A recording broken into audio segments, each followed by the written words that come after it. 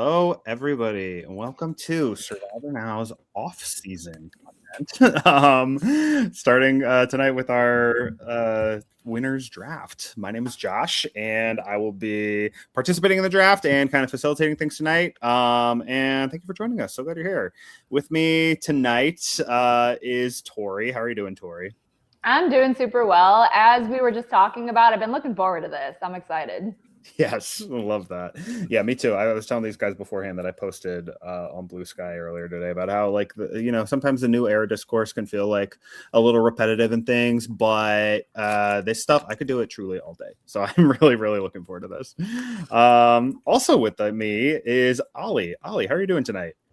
I'm doing very well. I'm very excited to draft some winners. I know we're looking to do the best ones. I'm just looking to make sure that I have my favorite people. That's all I care about. As long as I've got my favorite people, I don't care. That's fair. That is fair. And also with us is Steven or SurvivorQuotesX. Steven, thank you so much for joining us. How are you doing? Thank you so much for having me. No, I love stuff like this. So I could talk about this for hours. Unfortunately, I can't pick Karen. She's always up behind me, but a winner in our hearts, but maybe not in the official canon. One day. Steven, would you want to share for those maybe who are unfamiliar with your work, like what your page is and what you do? Yeah, so I run SurvivorQuotesX on mostly Twitter and Instagram and Facebook for the Midwest moms, and I post a lot of just Survivor quotes, moments, fun clips, things that are kind of, I like to call hidden. Oh. Am I gone? You were not. What? I don't know what happened there. Oh, may he rest in peace. Oh, just okay. Me and Josh. No, we're good. We're good. I don't know what happened there, but yeah. So if you want to follow me and see some fun moments, or I do a lot of mildly interesting trivia, which I love.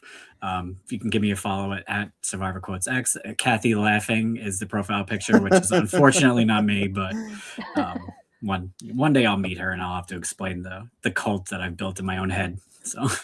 Yes, I love it. Yes, Steve, Survivor Quotes is a must follow. Has been for literal years. Yeah, I was so happy when you got on Instagram because I was only a mild Twitter user, and then when you went on Instagram, I'm like, oh yes, I can engage with the content a lot more now. So must follow for a long time. So thank you for joining us. We're so glad you're here. Okay, how this is going to work tonight is we are going to draft in snake style, so 1 2 3 4 4 3 2 1 winners, and the goal is to get the most impressive group of winners. We'll either do 6 or 8 rounds depending on the time, so we're not going to draft all 48 winners, and because we're drafting winners, not winning games, that means we're doing just 1 Tony and 1 Sandra. Also, obviously, this probably goes without saying, but spoilers will abound. We'll be talking about everyone's season, so if you don't want to get spoiled, maybe stay tuned, I guess. But we will be talking about through everyone's winning games.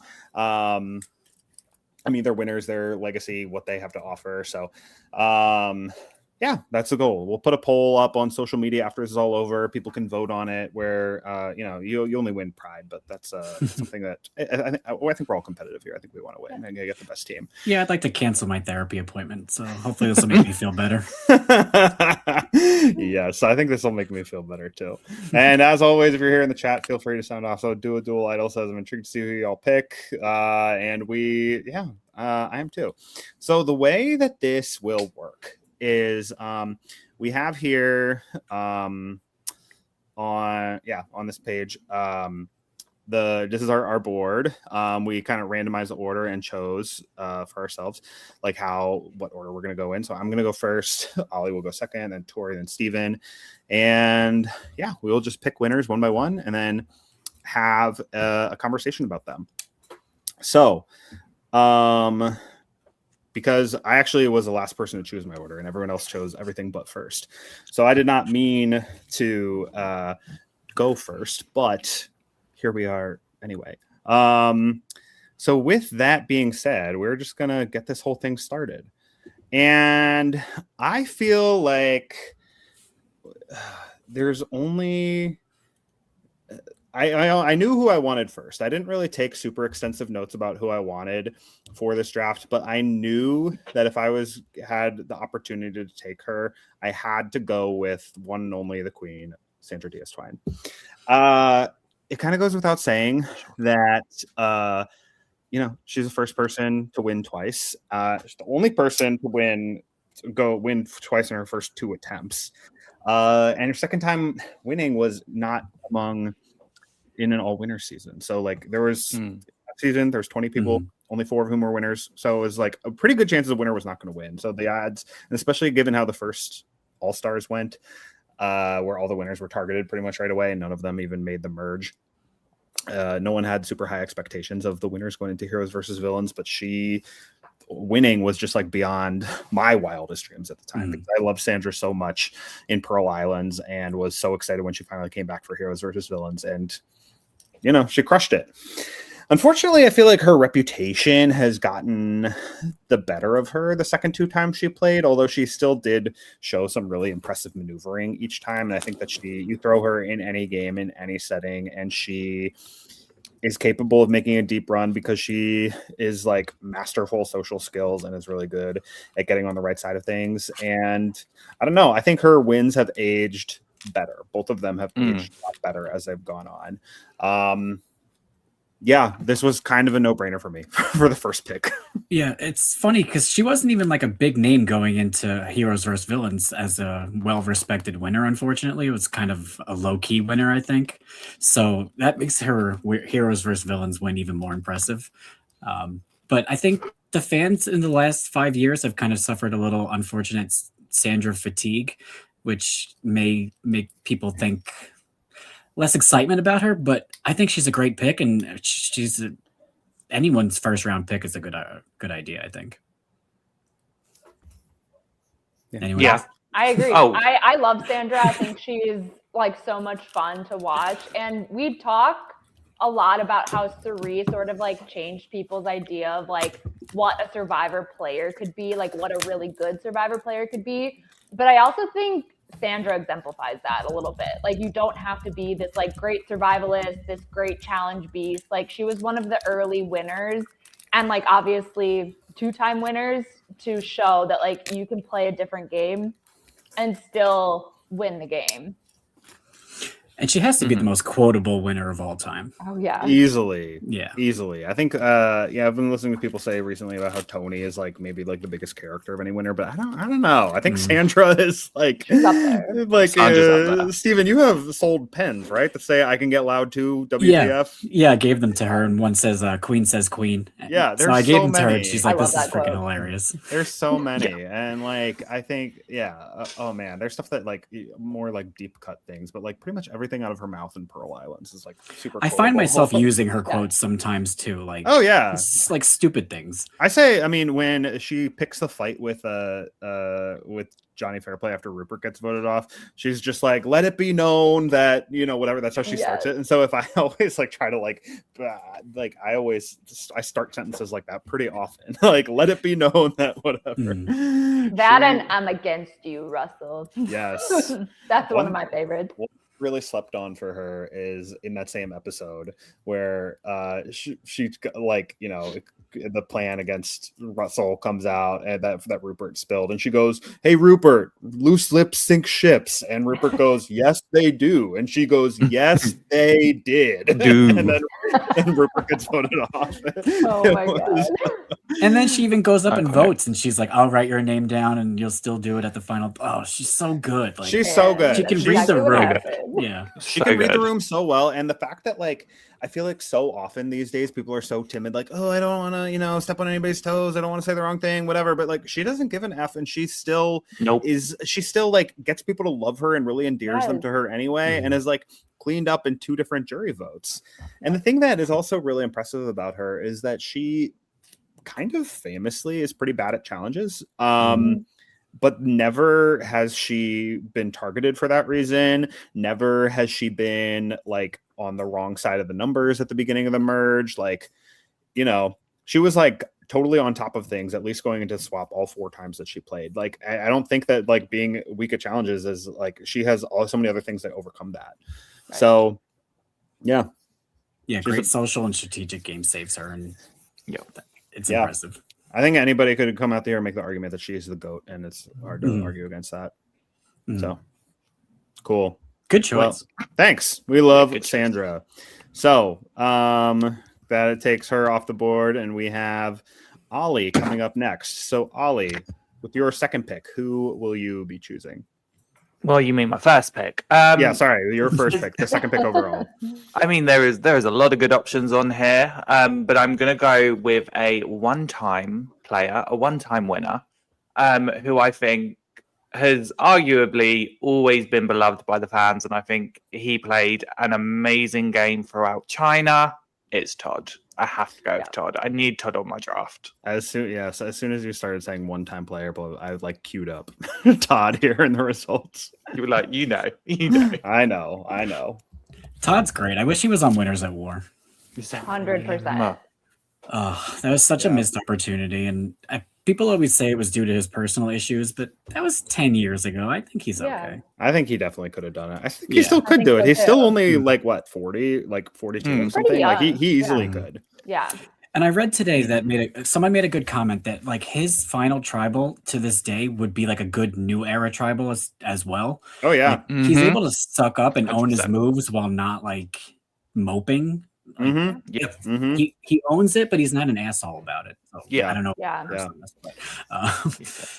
Todd was just recently, Dalton Ross on Entertainment Weekly did a whole bracket on like the best winner ever, and Todd won, which I felt was a little generous personally, but I do think that Todd is like a really solid winner who played a really solid game, and it's like hard to to want him on your team is like he'd be a good addition to any of our teams. He's a very good winner. Absolutely. He's a man. Yeah, he's so good. And such a good season too. Like a lot of times I base like how good a winner is on like how good the season is, which I know is like a little unfair, but that's just like how I think. And China is so good. Like to be that was also part of my reasoning. Like my bias is China. China is like one of my all-time favorite seasons. So I'm like, I have to have Todd. Like start to finish, epic, like solid gold TV. And he's one of the few people who comes into the show as like a super fan and like, knows everything about the game, is like stoked to be there. So many of those people like flame out or like, end up like trying way too hard, whatever. But he is in a pretty commanding position the whole game. I mean, I think you can make the argument that maybe Amanda had like the better game going into Final Tribal Council, but the way that he just like mopped the floor with everybody at Final Tribal like made his win like a pretty clear the right call. His handling of John Robert is just like a masterclass moment in Final Tribal. I think that's truly one of the best winner like responses or like back and forth in Final Tribal Council like ever. I agree. It was amazing, truly so good. So yes, Todd, great. And anything else on Todd? I posted the other day, but his hat that he wore in China, Courtney wore it in Heroes vs. Villains. So I thought that was pretty cool. I read that before. Yeah. Maybe I saw it on your page, honestly. Maybe. Yeah, it was like 2 days ago. Okay. I think I had heard that before, but yeah. Anyway, love that they stayed friends like that. I love it. Yeah. That's cool. All right. Well, going back to our board here. Yes. So we have Sandra and Todd off the board, but still 46 options left on the board. So Tori, you're up next. Who we got? All right. Well, Todd was one of my top picks that I have written down. So I'm bummed that he's gone, but he is not above this person. And so I'm really glad that she's still available. It's another one-time, actually, well, she came back in Winners at War, but she didn't return in like a not all winner season. Before that, and she just like completely dominated the whole entire season. And we can make that argument for a few of these winners, but it's going to be Kim for me. Kim just crushed it. Like for me, a winner that is an all around just like beast at every aspect of the game is number one for me. Like she's I think my favorite winner. I think the most dominant winner of all time. I would argue that. Challenge Beast, kind of like controlled the game, controlled a lot of what was going on without being like too over the top or in people's faces. I just like really admired her gameplay. It's a bummer that the season isn't like one of the most highly ranked seasons. In fact, it's like usually one of the worst in people's minds, but I just love her so much. I would watch her time and time again play Survivor. She's just so charming too. Like I could listen to her talk for hours, like on our app and stuff. She's just so intriguing. And like, if she ever needs a kidney and she's listening to this, like, just call me, Kim. Like, I will give you 100%. like, Not if you I could get take there first. no, she could take both. I don't even care at that point. Like, she has that effect on people, you know. And the does. funny thing is that, like, I think that she definitely has some detractors over the years who are just like, oh, she's boring. Oh, she like her win was like, you know, just a bunch of against a bunch of sheep. Like, oh, whatever. But it's like clearly the people who know her don't find her boring. Like, everybody is captivated by her and like enamored by her. I didn't either. Yeah. And the thing that I think is an underreported story on Kim is that, like, you know, you have certain people. I was going to name one, but there have been a lot of people who go to the end with like very beatable people because that's their only path to winning. So one person who I'm sure we're going to talk about later, I think, is a really glaring example of that. But Kim, she had two options to go to the end with like Alicia and Christina, who were like total jokes. Like, nobody really took either one of them seriously. And then to go with Kim and Chelsea, who were like more competitive, more well-respected, seen as like the bigger threats. She chose the more difficult path and still won 7-2. I think that is like, like, speaks volume. It's super impressive. Impressive. Speaks volumes about her game. I think, I really would have loved Kim on my team. I knew there was absolutely no way she was coming back to me. She was my next pick, Tori. So good job. I'm so sorry to steal that. I had to take my girl. She was going to be a first round pick no matter what. I'm like, if I don't take her first overall, like, there's absolutely no way she's coming back to me. I always think of like Corinne Kaplan, where she famously says on our app before, I think it was right after One World, and she goes, "I just love when the hot girl wins." Like, I love it. There's nothing I love more. She's everything. Never a word spoken. Oh man, I remember in her preseason stuff, she said she seemed like someone who was like an actual fan, not like maybe not to the extent that someone like Todd was, but she definitely wasn't, you know, some recruit. I don't think maybe she was, but she was like an actual fan. I don't think. And I remember she in her preseason they said like, oh, person that Survivor player most like or whatever, and she listed, you know, Stephanie LaGrossa, who was like, you know, at the time one of my like, you know, like loved her, and she said, and she called her, oh yeah, she's a total badass or a total honey badger, which in 2012 in that culture was like, that was like the ultimate compliment, you know, in 2011, 2012 with that. I love that. That era of like internet culture. Oh man. Yeah, no. And I think on her season too, I think a lot of people hate on One World, and granted, it's not the most riveting television, but I think there are seasons that are like boring and like actively piss me off, or boring and are ruined with like twists or the worst people going far. And I think this is just like boring, but it's like people you like going to the end. So I always think for that reason alone, One World is better than easily like 10 or 15 other seasons just for that alone. Yeah. And you have Tarzan too. I mean, come on. He was hilarious. He's so clueless. He has no business being on Survivor, but it's hilarious. Yeah. Kat was really funny the first time too. Kat was hilarious. Yeah, Sabrina was great. There's like, you know, there's like it's the best season of Survivor ever. No. It's top third. No, but is it bottom 5? Absolutely not. I don't think it's bottom 5. Not for me. Yeah, definitely not. Anyway, Kim, love her, and I loved her in Winners at War too. I think, you know, she kind of got off on the wrong side of things, but it was fun seeing more of the scrappy underdog side. It was weird seeing her not in power, but I know. Cool. I enjoyed it. I enjoyed it, and I think she's someone who would make a deep run like every single time. She's just really good. She's so good. Cool. Anything else on Kim? She got arrested that one time because the police thought she was a different Kim Spradlin. I forgot about what? I didn't know that. She had to like bail herself out and prove that it was not her that was shoplifting or something. Wow. That was funny. But I think she like spent the night in jail or something. Yeah. Oh wow. Sad for my girl. Poor Kim. All right. Well, coming back to our board, Steven, we're doing a snake draft. So you actually pick not once but twice now, but do it one at a time. All right, so the first person I'm going to pick is a one-time winner who I think should have come back, never did. People say that he did not come back because of Jeff Probst. I don't know how true that is, but this person had the best confessionals and a really good underdog story, so I'm going to pick Chris from Vanuatu. Oh wow. I love this pick.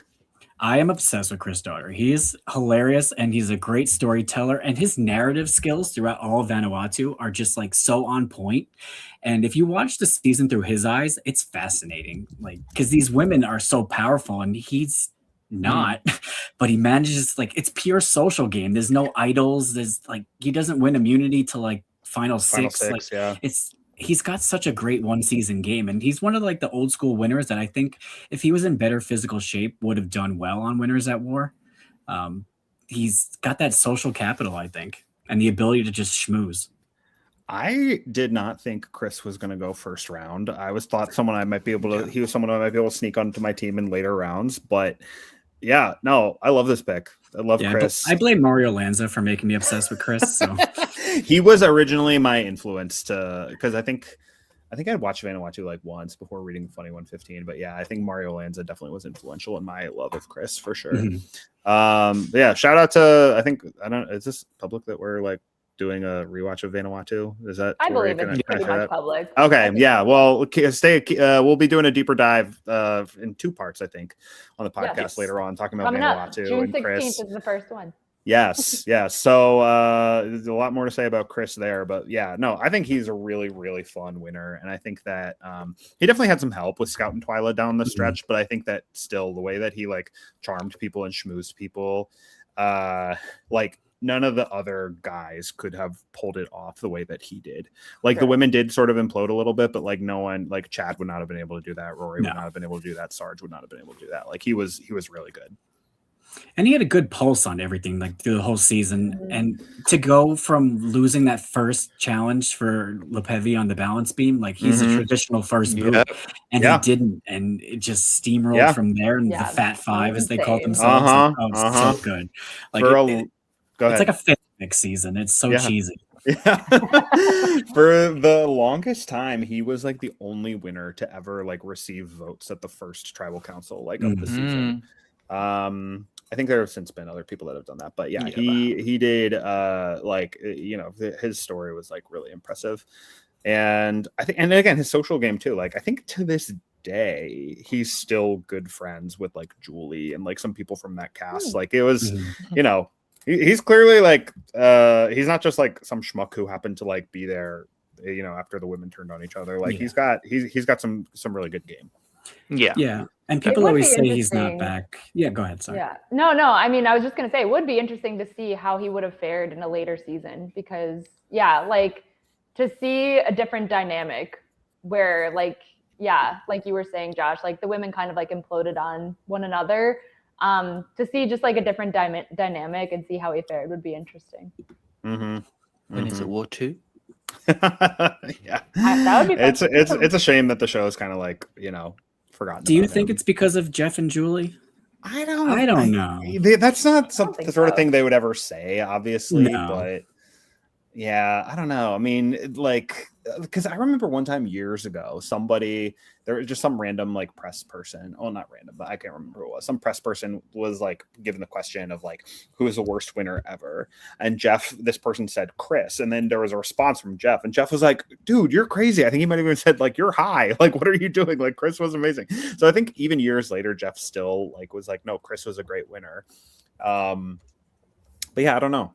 I think that Vanuatu, Palau, Guatemala really got snubbed by like Micronesia only being like half returnees. And so I think there's a lot of people similar to how from like 35 to 39, there's like a lot of people that kind of just like got lost into the ether from just like lack of timing. I think that the Vanuatu, Palau, Guatemala crew, like there's a lot of people who could have come back but didn't. That's a good point. Yeah, like Karen. Like Karen. Love you, Queen. I have a problem. I mean, I don't think it's a problem. I think it's not a problem. I have a piece of tree mail from Karor that she sent me, so I love that. She's the best. I would die for Karen. That is amazing. Oh man. Yeah, you know, I'm glad that we're rewatching Vanuatu because to be honest, like I feel like I was really focused on a lot of the women this season when I watched it, and I've only seen it I think one time ever, maybe two, but like I think I maybe only watched like half of it one time, so 1.5. And so I don't really remember like all the things that Chris did along the way that were like good gameplay. Like I remember some key moments and stuff like that, but I was focused on like Eliza being chaotic, and like I really liked Amy. I was focused on Amy, Julie, like I don't know, like a lot of the women just kind of like really stuck out to me. And then I feel like for me, like Chris just kind of like appeared, and I'm like, oh, he's like a pretty good, Survivor player, I guess, but where did he come from? Yeah. So I don't know. That's just like how I remember it. So again, I'm glad that we're rewatching it so I can really kind of appreciate more of his game. Yes, should be a really fun time to have that Vanuatu rewatch. Yeah.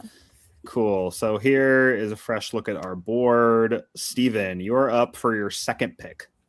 All right, I'm going to go with one of the most dominating winners, two-time player, well-rounded, physical, strategic, social. I'm going to pick Tom Westman. Okay. Dang it. I kind of had a feeling you were going to pick him. I love Tom. I'm a sucker for Palau. I think it's the best storyline of a single season, and Tom is a huge part of that. He drives it. He charms my girl Karen. He's got Ian wrapped around his finger. He keeps off Jen and Greg. Like, it's just such a perfect storyline. You have Karor that is the older tribe, and he's the 40-year-old guy, and he's powering through all these young males, and like, oh, they decimate Oolong. It's so good. Steven joined us, me and Tori, and that was Phil fun for last summer we did a Palau rewatch and leading up to 50, and it was a lot of fun. I'm with you. I love Tom. I love Palau. There's a reason that like a lot of other like alpha male like dad like archetypes like have not been able to pull off what he did, because he's got that little something special extra that can just like charm people, win them over to him. He's like looking ahead. He's like dominant in challenges, dominant socially. Like everybody loved him. He's still good friends with a lot of the cast like to this day. He's good. I loved him in Heroes versus Villains too. Maybe even more. I love him so much. Yeah. He was scrappy in Heroes vs. Villains. Yes. It was kind of fun to watch. Yeah. Tomorrow we make our apologies. Tonight we make our move. Like, chills. He was kind of like a hot dad too. I know I'm like the only girl here, but I don't know. But he did some modeling after Palau. You could look it up. I wish I'd love if I looked half as good at his age. No, he looked hot as he does. Yeah. I mean, for me, like, I know I was talking earlier about like Sandra's game and how you can win without like being a challenge beast, without like doing a bunch of stuff around camp, like whatever. You can win with like a different style of gameplay. But I think Tom is a good example of why I still to this day like put a lot of value on like challenge beasts. And I know like there's other really important things about Survivor that we also have to look at. But he makes the point in this season of saying like to his original tribe, like the people that he was kind of like aligned with, he was like, you guys wouldn't even be here if I wasn't like giving it my all every single time to make sure that we won. And obviously they also had Ian and like it was a team effort, whatever. But he was no doubt like the challenge beast of the season. And I mean, like it's true. Like he got himself to where he was strictly by being physical and by like giving it everything that he had every single time. So and obviously there were other things that were important about his game.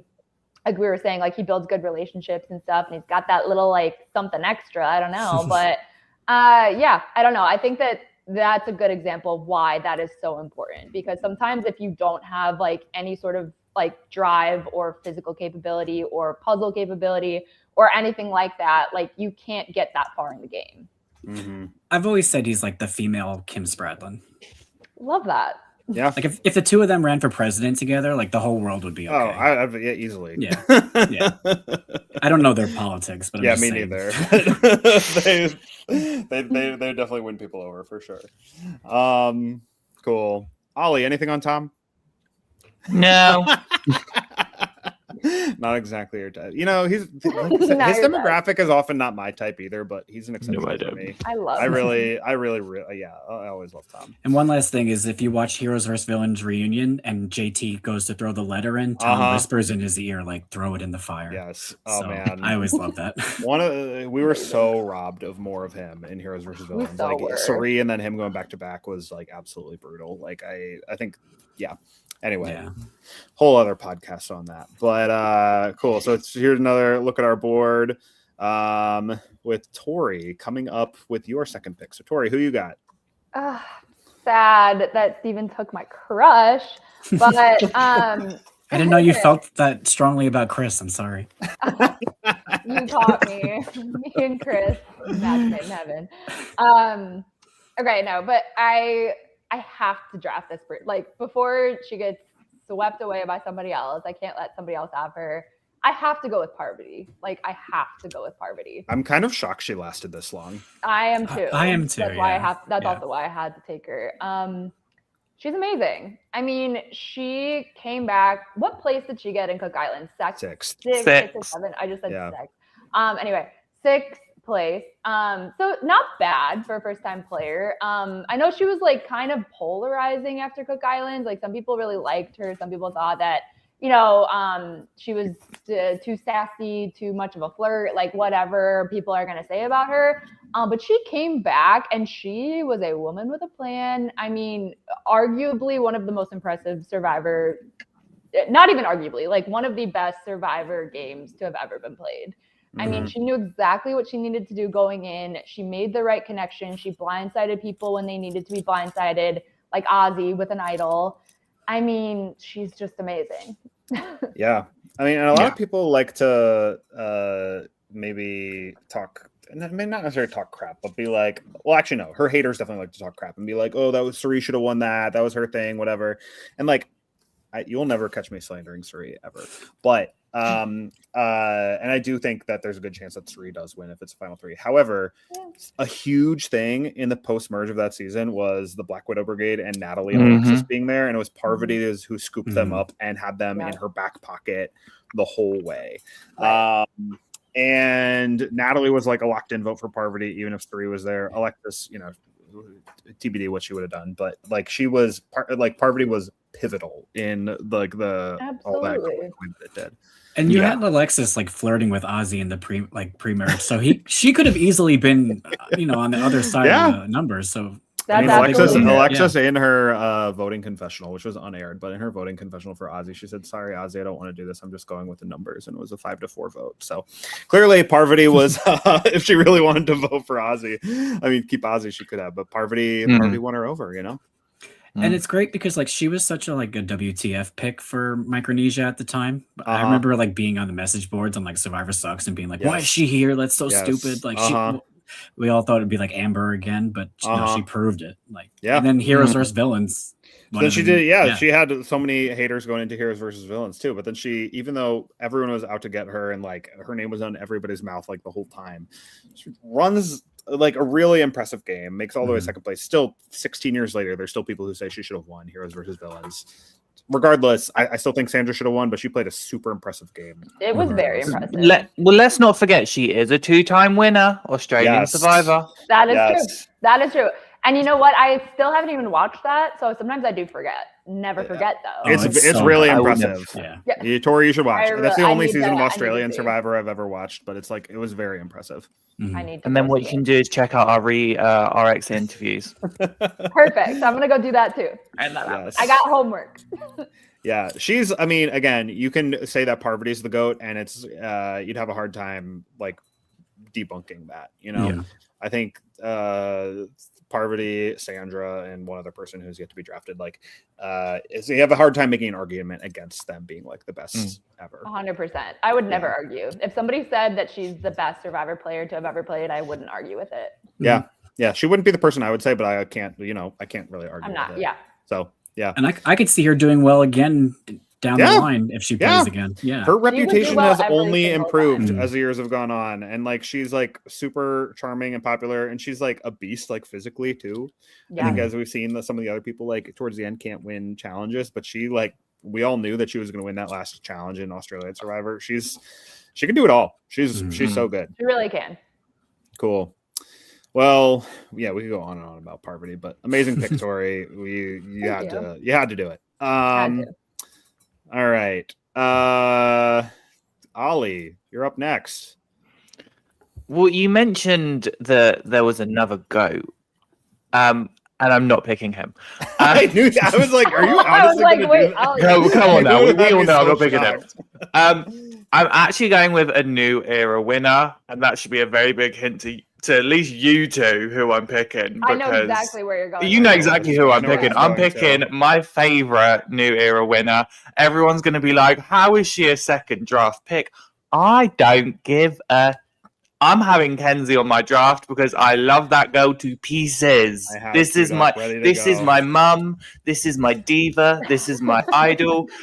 Like, you know how you lot were for Tom? That's how I am for Kenzie. I was literally sitting, you lot were all talking about Tom, and I'm sat being thinking of Kenzie. No lying. I don't argue with it. I love her too. Yeah, I mean, she was good. I remember going into the finale. I was really rooting for her more just because I think she would have been like a different flavor of winner than Charlie was. Mm-hmm.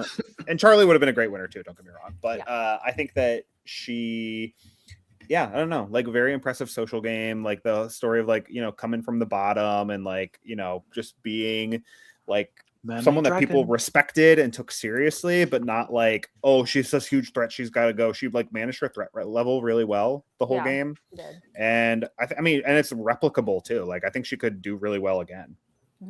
So why are you a big Kenzie fan? I want to know. That's mum.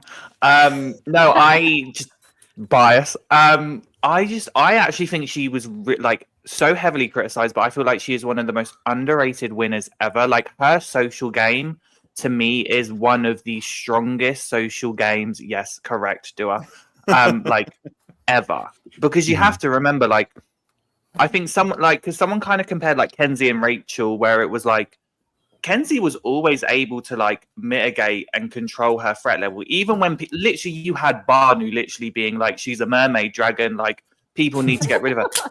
Nope. So and she only got correct me if I'm wrong, she only got one vote during like everything, and it was Ben just being it was from Ben. Right. The episode that Venus left, And in my opinion, she went up against Charlie, who everyone thought deserved to win the season. He still didn't, and won. So that's why she's a queen. And plus, my delusion, I love the fact that looking at it right now, we've got some like big names in like the first 2 rounds, and Kenzie's there. Just makes me feel happy. The second round does feel a little bit generous, but it's your team, and I love this for you because she's Thank you. I love it. So anyone that hates it, I don't care. I don't hate it. I mean, hey, everybody, you could have heard us talk all day about Tom, and you don't agree with that. So I don't care if people don't agree with you. I don't care if people don't agree with me. I mean, she clearly played a good game, and I think that she, in any New Era season, she makes the final 7 probably like 98 times out of 100 in the New Era. She's like she's really, it's like she can win challenges too. She won 2 immunities, 1 with an assist, but still she's like competitive in challenges. She's friendly, social, like she can spin her case for the jury really well. Like again, second round feels a little generous, but she is a solid winner. Yeah, she's got that fire in her eyes. Yeah, she does have that fire. We all know about the fire. No, I'm kidding.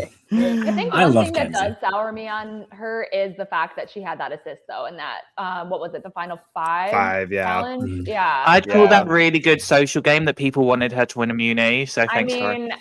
I thought it was more of a play against Maria, but I digress. I don't have a problem with her winning game, and I agree that she had arguably one of the best social games that we've ever seen. Mm-hmm. So yeah, solid winner. Cool. So looking at the board now, I have 2 picks.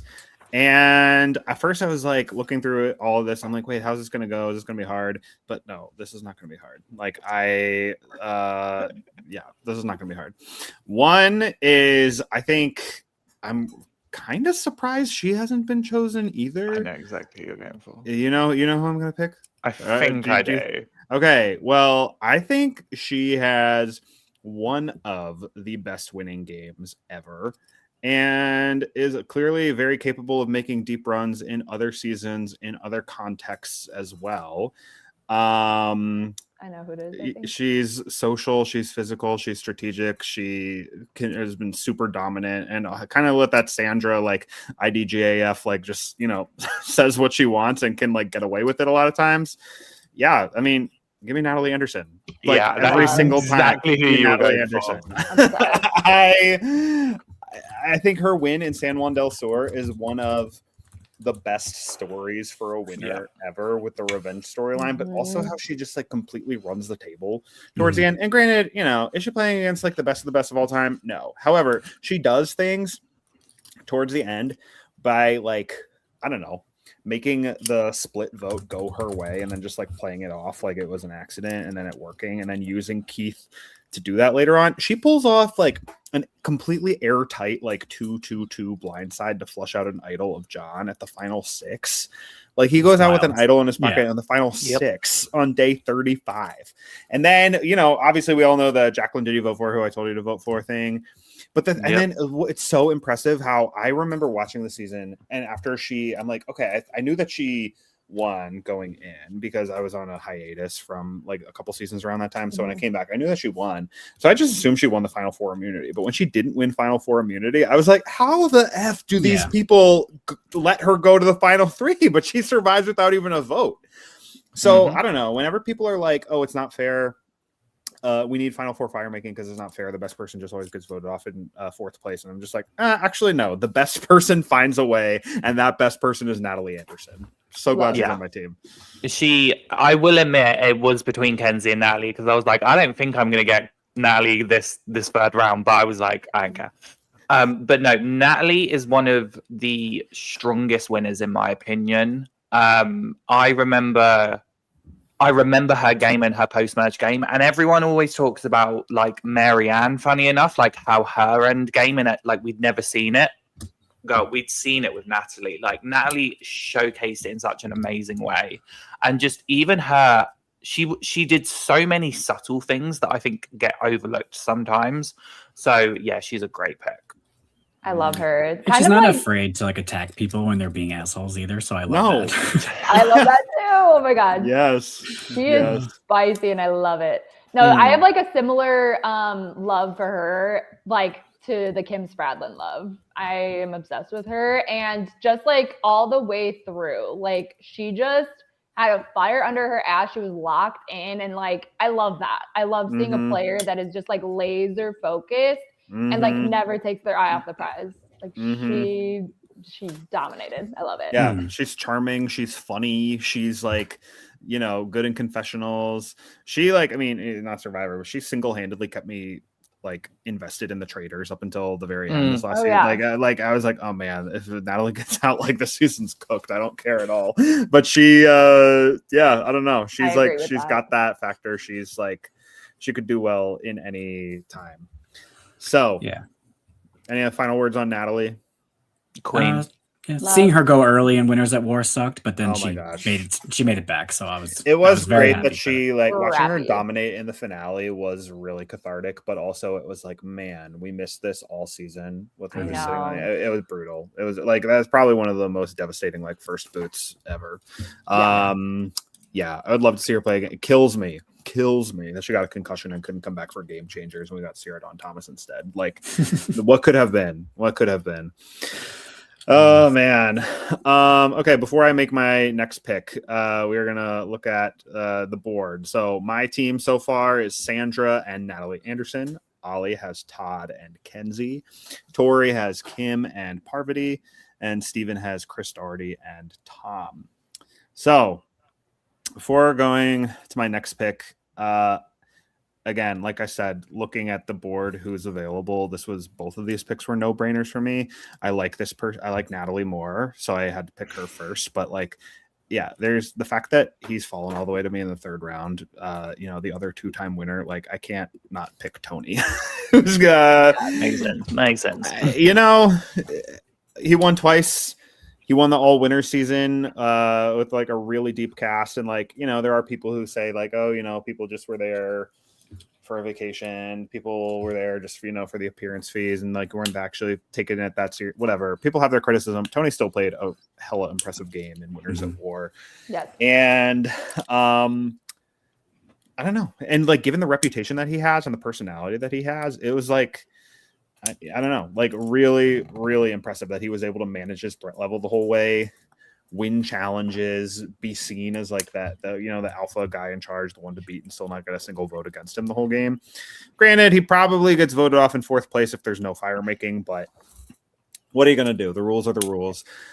He still, I don't know. He crushed it. Like, and then in Kageyan, his game, there's like so much impressive stuff there too. I think, like I said, if you're saying Sandra, Tony, or Parvati is the best player of all time, it's gonna be hard to argue against any of the three of them. Yeah, I think he's one of the only winners that if I played, I wouldn't want to be on the season with because I'd be too afraid of him. Like, it's just too chaotic. Yes. I would agree with that. Although I would love to play with him. Like, yeah. It would be funny, but I would be too afraid. Yeah. No, it would be fun. It's so funny. Like, thinking about his Kageyan season, I still laugh about it because as I was watching, like, really, like, the whole season, but especially when it got down to the end, and that's a season I knew that he won because similar to you, Josh, I, like, took a little time and went back to some seasons. So I knew that he was a winner. And, like, it's so funny because, like, you watch that season, you're like, this would not work for a singular other person like in the whole world. Like, it's just so insane the way he plays, but it works for him. I mean, obviously it worked twice. And he made some adjustments in Winners at War, but he still did a lot of the same, like, chaotic stuff. So I don't know. I love him. Yes. I actually was kind of a hater his first time out because I think I still was suffering from some Russell PTSD. And just like, the aggressive, like, camera hogging, like idol fiend presence. But as time has gone on, I think the two of them are just like so different. And I think that, I mean, obviously they have those similarities, but I think that Tony is like super genuine and isn't playing things up for the cameras. He's also like humble. Like I remember after Winners at War, which like anybody could have been like, oh yeah, like kiss my butt. Like, I don't want to hear anything that anyone has to say ever. I'm the best. Tony was like, yeah, I mean, Rob Cesternino asked him like, would you consider yourself the best ever? He's like, I don't know, man. Like, I guess I played the best game this season, but there were a lot of other ways where I could have gone, and then that person would have been the best. He's like, a lot more humble, and also like what you see is what you get. Everybody says that like the Tony that you see on screen is exactly like how Tony is. Can confirm. And he's like won jury votes like twice in like super dominant fashion. So I don't know. He's really good. He's really, really good. Yeah. I always loved how he bluffed with the Super Idol at the Final Four and Kageyan. Like, that's such a good move. And I think Spencer kind of catches on that he's BSing, but he doesn't want to say it. I think he hints at it at Tribal Council, but Cass and Wu were like, no, we're not even going to take that risk. And also, he's a smart guy. Some of the detractors would say that like, oh, he needed Trish and Kageyan and he needed Sarah in Winners at War, but like, I don't know. I think it's a credit to him that he has two like very, very capable players in Trish and Sarah who are like so committed to him that they were like doing his dirty work and like cleaning things up for him and like super loyal to him like to the end. I think that's a credit to his game. So yeah, that's a positive to his social game. Yeah. No, I mean, again, I think because of like his personality and his like recklessness almost like we've seen it's hard to replicate like in Game Changers and in Australia and the Traders, but he still is like his 2 wins are really hard to argue with. Yeah, I always said he's like the bull in the china shop, but he was able to walk out twice like with undamaged goods. It's like, how did you destroy everything but walk out with a bag? It's incredible. That's a great way of putting it. Anyway, I'm so glad he's on my team. I cannot believe he, I'm surprised he lasted this long. I can't believe he lasted that long. I'm looking at you two. Before Tori, Parvati, I was like, am I seriously going to get Parvati and Tony on my team? But, I'm glad to get 2 of them. I mean, I'm happy for you. I really am. Yeah, I'm glad I got him. Yes. Cool. So pulling up the board here, we have Oli. You are up next with 39 people still available. So who you got? And I'm very happy with my next pick. It is a 2-time player, 1-time winner. I think one of the most dominant strategic players of Survivor. I think you look at his game and you just see the strategic dominance, even when he didn't like last that long in Winners at War. Like, I think he did an incredible job. I would love to see him play again. I'm picking Yule. Oh, love. Good pick. It's another crush. Yeah, I know. That's my wife's crush, and it makes me really jealous. Honestly, but can we talk about the fact when he came back from Winners at War? I was like, hold on, you have not aged, and he it's looks really gorgeous. He looks amazing. He still looks good now. Yeah. Just saying. Yeah. My brother-in-law is Asian, and he tells me that Asian don't raisin. I was thinking about is saying just that. So accurate. I was thinking about saying that, Steven. I'm glad you did. Yeah. No, he looks good. Yeah, Yule is someone who I think he's a great person, and I think that his win means so much to so many people. I have always been like maybe a little bit of a detractor because of the super idol, the final 3 that nobody was anticipating, and also like the bottle twist that made the late merge happen. Yeah. I think that he gets some assists from production that he can't really take credit for. However, he was always at the very nucleus of every group he was in. Yes. And he's someone, again, he was kind of on the wrong side of a swap a little bit, but like did pretty well in Winners at War. I think that he's the sort of person who could make a good run in most seasons he's in. Yeah, I love him calling out the Poker Alliance. That cracks me up. I did love that because I did the people in the Poker Alliance. I mean, I think I remember in Winners at War he got voted out because people were like scared of him, and I'm like, to me that is like the biggest compliment, especially like during Winners at War. I was like, yeah, go Yule. Yeah, like you have Sophie was on 50. and like him and Sophie are talking, and he's like, I want to be in an alliance with you, and she's like, oh my god, thank you. Yeah. That's so powerful. No, it's so true. I mean, I kind of agree with what Josh is saying, especially like Josh and I rewatched Cook Islands last summer, and we like analyzed it, and I definitely like was noticing a lot more things. Like at the first time I watched Yule, I was so enamored with him. I was like, oh my gosh, like this is such a good winner. This is such a good season. But then you rewatch it and you notice some things, and yeah, like you can't argue that he got pretty lucky. But I always say at the same time that like anybody that gets lucky in Survivor, like you can get as lucky as you can be, but it's what you do with it that matters. And I think like he pulled some strategic moves with the idol. I mean, he got Jonathan to flip back. He's just a smart player, and like people can get just as lucky and not be as smart and get themselves voted out. So it's true. I still respect his game a lot, and I think he's a really good pick. There are a decent amount of people on that cast who would have gotten sent to Exile Island in episode 2, found that idol, but not won the game. 100%. Yeah. I mean, as Arta says it in the chat, Yule is brains and brawn. I would also say beauty, but that's just my bias. I mean, I think that's hard to argue with too. As discussed previously, that is if I had the body of Yule, I would never complain. Like, come on. Oh man. And my wife wouldn't either, but that's a whole other problem. That is a whole I wouldn't either. Oh man, I love it. Okay, cool. So looking at our board here, we have there we go. Tori is up next with her 3rd pick. So yay. Okay, I'm so excited. Okay, so I'm going to go with a person who, this might actually be a surprise to some people, but this is a person who has played a couple times, never once been voted out. And she has, in my opinion, one of the best social games that we've ever seen. It's going to be Michelle, my girl, Michelle Fitzgerald. I'm obsessed with her. Solid pick. Yeah. Solid pick. I met Michelle once, and she made me laugh, and I made her laugh too, and like that changed my whole life. So sorry to cut you off. But. You didn't cut me off. I was ready to hear another compliment about Michelle, so thank you for that. I mean, it would change my life if I made her laugh. We took a picture, and I said, "Forget my wife and child. This is my new Christmas card." And like she gave such a good belly laugh, and I texted my wife, and I was like, "Sorry, it's all over now. Like, let's just change my life." She plays such a good game. She does.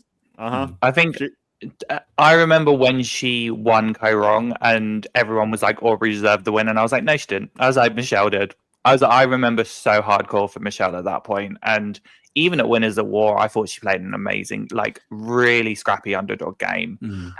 So I give her full credit. Up Great until pick, the Tori. second that Tony beat Sarah in fire making, I was convinced that Michelle was winning Winners at War the whole time. The whole time I was like, I thought she had this like underdog redemption edit. I thought that all the people on the edge were like rooting for her and like sending her advantage. I thought she was going to like clean up like some of the jury votes. And I really do think that if Sarah beats Tony at fire, Michelle has a lot of support on the jury because the support that Tony had, like those people did not respect Sarah the same way. Not, I mean, some of them did, but not a lot of them didn't. And I really, I don't know. I was convinced. I was like a Michelle truther the entire time at Winners at War. I mean, Tyson has talked extensively on the pod, has spoken about the fact that there was a group of people that wanted to vote Michelle. But they realized that if those people would have given their vote to Michelle, then Natalie would have won. And they didn't want somebody that was voted out first that came back into the game to win the game. So a lot of the Michelle people switched over to Tony. Which is funny because that I think, Michelle probably would have could have gotten even more votes than Natalie if all those people, which is another reason why the final three is. Another reason. But I love her. I just like her style of game. Like, I like to think that it's similar to how I would or could play. Like, not like the most dominant in any of the categories, but strong all the way through and uses just kind of what she has available to her. Like, she's not trying to be somebody that she's not. And I just love her. And I think, people talked about her in Co-Wrong as she heated up as the season went on, down the stretch. I mean, she definitely won some really clutch challenges down the stretch there, but she also did in Winners at War too. And I think that she has this, she's tough to vote out. She's tough to beat in that way. And I think that, I don't know. I remember being convinced. Obviously, we don't know what would have happened, but the whole time I'm like, Natalie, put Michelle in fire against Tony. Michelle can beat him. She will beat him. And I know they said on the edit that Michelle was crying a lot and didn't seem focused, but I don't know. I was, to this day, I still think she would have beaten Tony in fire. I think she's just has that thing where she's able to kick it into high gear when it matters the most in those situations. I don't know. She was she's still the highlight of Winners at War for me. And I think that her game in Co-Wrong is really solid too. Great pick. Great pick. Cool. So we have here Steven with not one but two picks. But again, you can do them one. I was gonna pick Michelle, so I'm a little bum puzzled. Sorry, I keep stealing from you. I know. What's going on? But my team, I think, needs a little estrogen. I think I've been a little beefcake heavy. So I'm gonna go with a new era winner, two-time winner. Two-time player, I'm sorry. I'm going to pick Savannah. I love Savannah. Okay. She was a mean girl in a sorority, and I love that. She was telling the girls at the front door, you can't come in dressed in like that. That kind of energy, and I love that. And she brought that to Survivor, but no one really took that seriously. She was able to sneak through, and I think they didn't realize that she was going to win until too late. So I'm a big Savannah truther as well. I love Savannah. As soon as I saw her, as soon as I saw her her pre-season stuff on 49, I was like, I'm gonna stand this girl. She is a sassy villainess, and that's just my cup of tea. So I've always loved Savannah. I think she's great. How dare you take her from me? Yeah. I think she, really solid winner who I think her win is also pretty replicable in other contexts. It's a bummer that she came back right away for 50 and got voted off because her tribe, I think that if maybe her tribe had won the first couple challenges and she didn't go to tribal council until, if she Rizzo didn't go to tribal until way later on, I think she would have stood a better chance. But I think that she has got it all. I think hearing her talk about the prep that she put in, for the physical aspect as well for the challenges is really impressive. And it's no wonder that she, tied the record for most immunity wins by a woman and was really close to breaking it. I really wanted her to win that Final Four immunity. And I did too. Record. Yeah, and I don't know. People say the mean girl thing, and I don't know. Maybe in a past life she was, I guess. But I don't think she really is. But I think she's just confident. She's confident. She knows who she is and what she's capable of. She's maybe not I don't know, how some winners on here, like Marianne or looking over the list, like Natalie White or Amber, just like super like warm and like positive and friendly. Like maybe that's not her vibe as much, but she's not trying to be Miss Congeniality. No, like, but she's not mean either. She's like she's very she just knows who she is and what she's capable of, and she's a badass. She could do it all, in many seasons, many times. Like she's a really good winner. I agree. Yeah, I mean, it's like I was saying with my first pick. I mean, to me, a winner has to check all of the boxes. And like, that's where I give most respect is like, if they can do every aspect of Survivor, if they can be physical, if they can do other types of challenges, if they can be social, strategic, just like really focused, like what I was saying about Natalie. I mean, Savannah is literally all of those things. She's a great, in my opinion, she's definitely top 3 New Era winners. Like it kind of goes back and forth for me between her, Kyle, and Dee. But I definitely think it's them 3 for me in the New Era. Yeah. Second New Era winner off the board after Kenzie, but she's she's really good. Great pick. All right. So Steven, who we got after Savannah? Well, we took 2 New Era winners off the board. I'm gonna add a third. And Tori, you just mentioned one. The hottest Survivor winner, Dee. I mean, come on. Not even just physically, but like her game is so amazing. Like the way she's just like suckers everyone in socially is so dominating. And I think it's different than an old school season where it's 39 days. Like in a 26-day season, you don't really get that many days to bond, not as much like downtime. But Dee, I think, gets the ability to make these stronger connections. And you see it with Austin and Katora even a little bit. And like she's just got that charm as well. And she's got a great physical game. She's got a great social game. And that Drew episode, Blindside, I mean, come on, that was so good. Her alliance with Julie and taking out Emily, like she just never did not have her pulse, like finger on the pulse. And I love that. Yeah.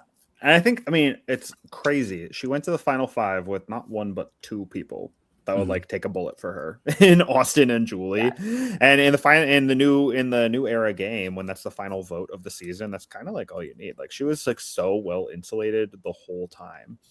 And the fact that I think it so many people could not do what she did with how like Austin, like her number 1, like told her about the Julie plan, and then she does not tell Austin about the D plan, like that. So many people can't do that. I don't know. And she won 3 immunities. She probably could have won more.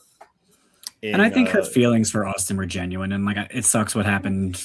That whatever, but like to have that kind of bond on Survivor, I think is really powerful. And I don't think she abused it at any point. Like it was a genuine relationship between them. And I thought that was really special as well. They're both doing fine now.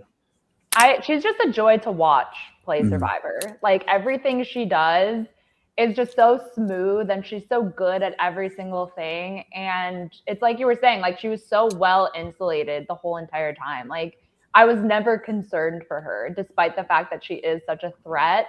And any viewer can see that. But when you're that good at Survivor and good at so many things, it's hard for the people around you to notice. Yeah.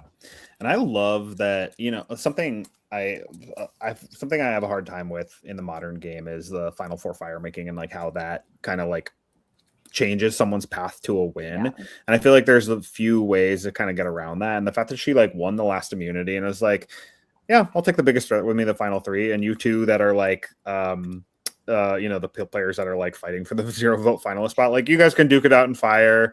I'm not going to try to make one of you beat Austin. I'm not going to like give him another notch in his belt or whatever. Like I'm going to take him because I can beat him. And she did. And I thought that was really cool. Not bad.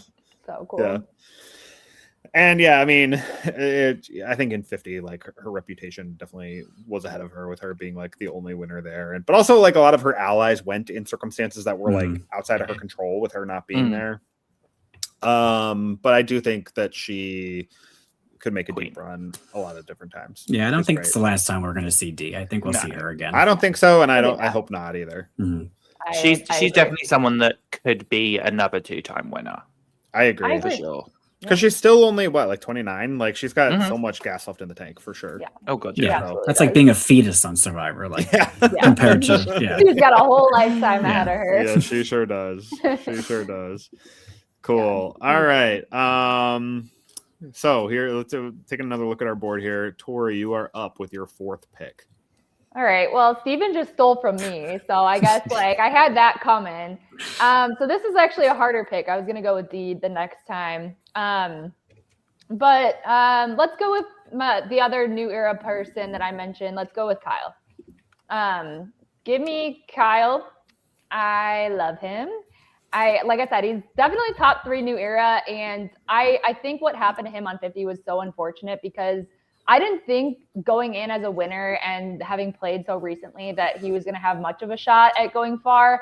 But I mean, he was already in a really good position, and people have even mentioned, like, I think Angelina said, and multiple people have said that like he was everyone's like favorite person on their tribe, and everybody wanted to work with him and loved having him around. So his injury was, again, unfortunate. But if that hadn't have happened, like I think he would have made a deep run into 50. And I think that he could do it again in the future. I think he could play again. Will he play again? I'm actually not sure about Kyle. I would like to see him back and again, like redeem himself after a bummer of a season 50 return. But yeah, we'll see. I love Kyle. He's a good person, and that's my pick. Good pick. Thanks. Yeah. He played a really solid game all the way in 48, and definitely, I think, him, D, and Savannah, I think are a pretty hard to argue with, like top 3 new era winners. And again, I too thought he was like completely cooked going into 50, but seeing how he was like in such a good position and like everybody like loved him so much and was so devastated to see him go. Like, I'm like, oh man, I was not really that excited to see him in 50 just because 48 was like rough and to have all of them come back like so quick. I'm like, I really like Kyle, but I don't like need this necessarily. But in retrospect, I kind of wish that he had stuck around to see like how he could have done, because I don't know. He's like a really capable player who I think, could do really well again, despite what everybody knows about him and what he's capable of. Yeah, I think so.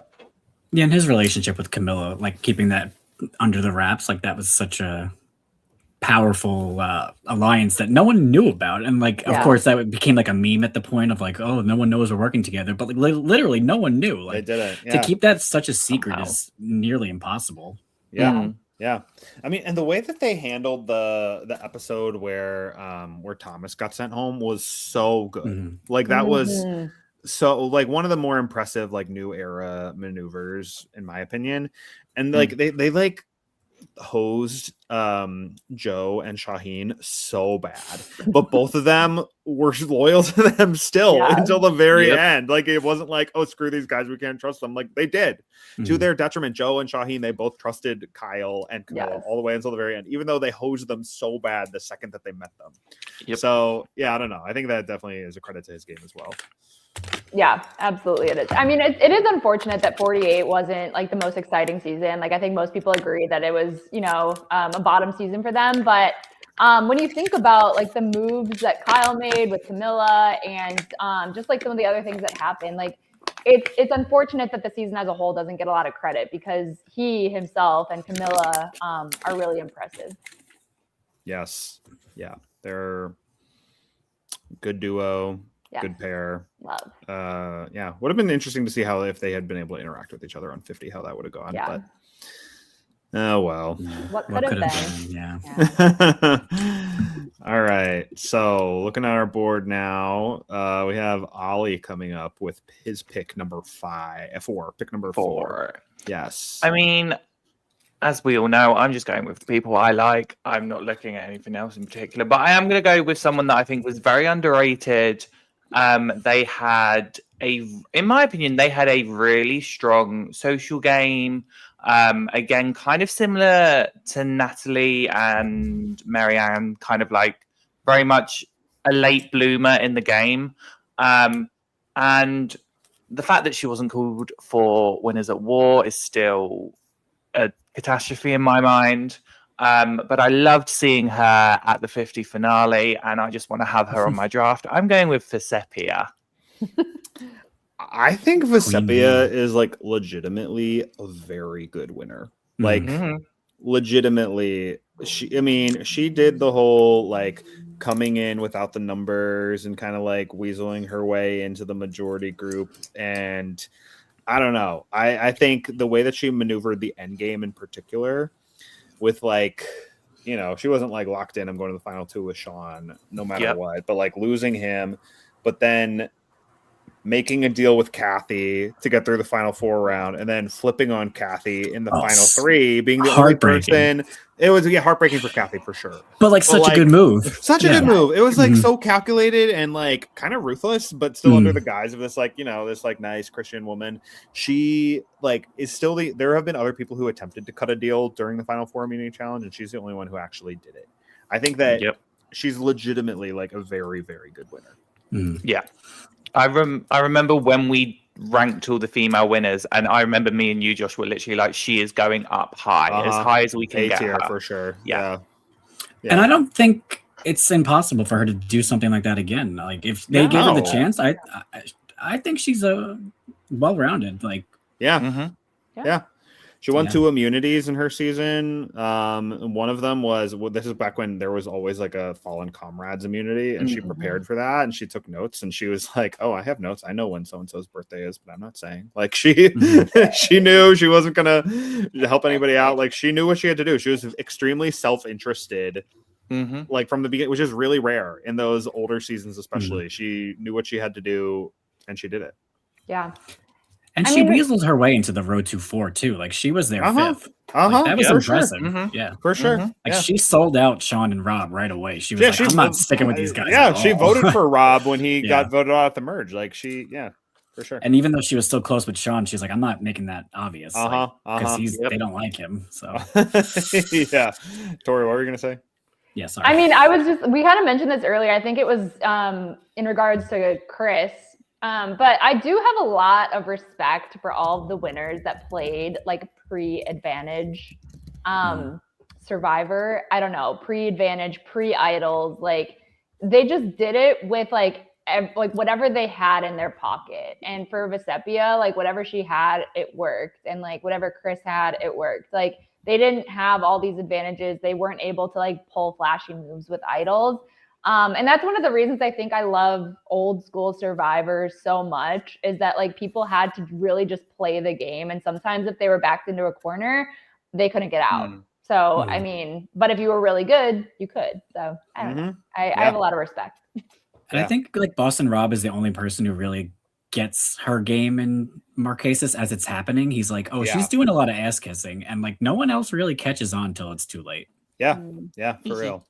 I think it's also worth noting too that like in, you know, pre like diversity initiative and even way before that, this is back when they would just have like, you know, 1 or 2 like token like minorities like each season. Like she had so much more to work against as a Black woman in 2001, like playing against like that, especially with, you know, some people on that cast. Like she had so much more to work against, and she did it like so well. I think that.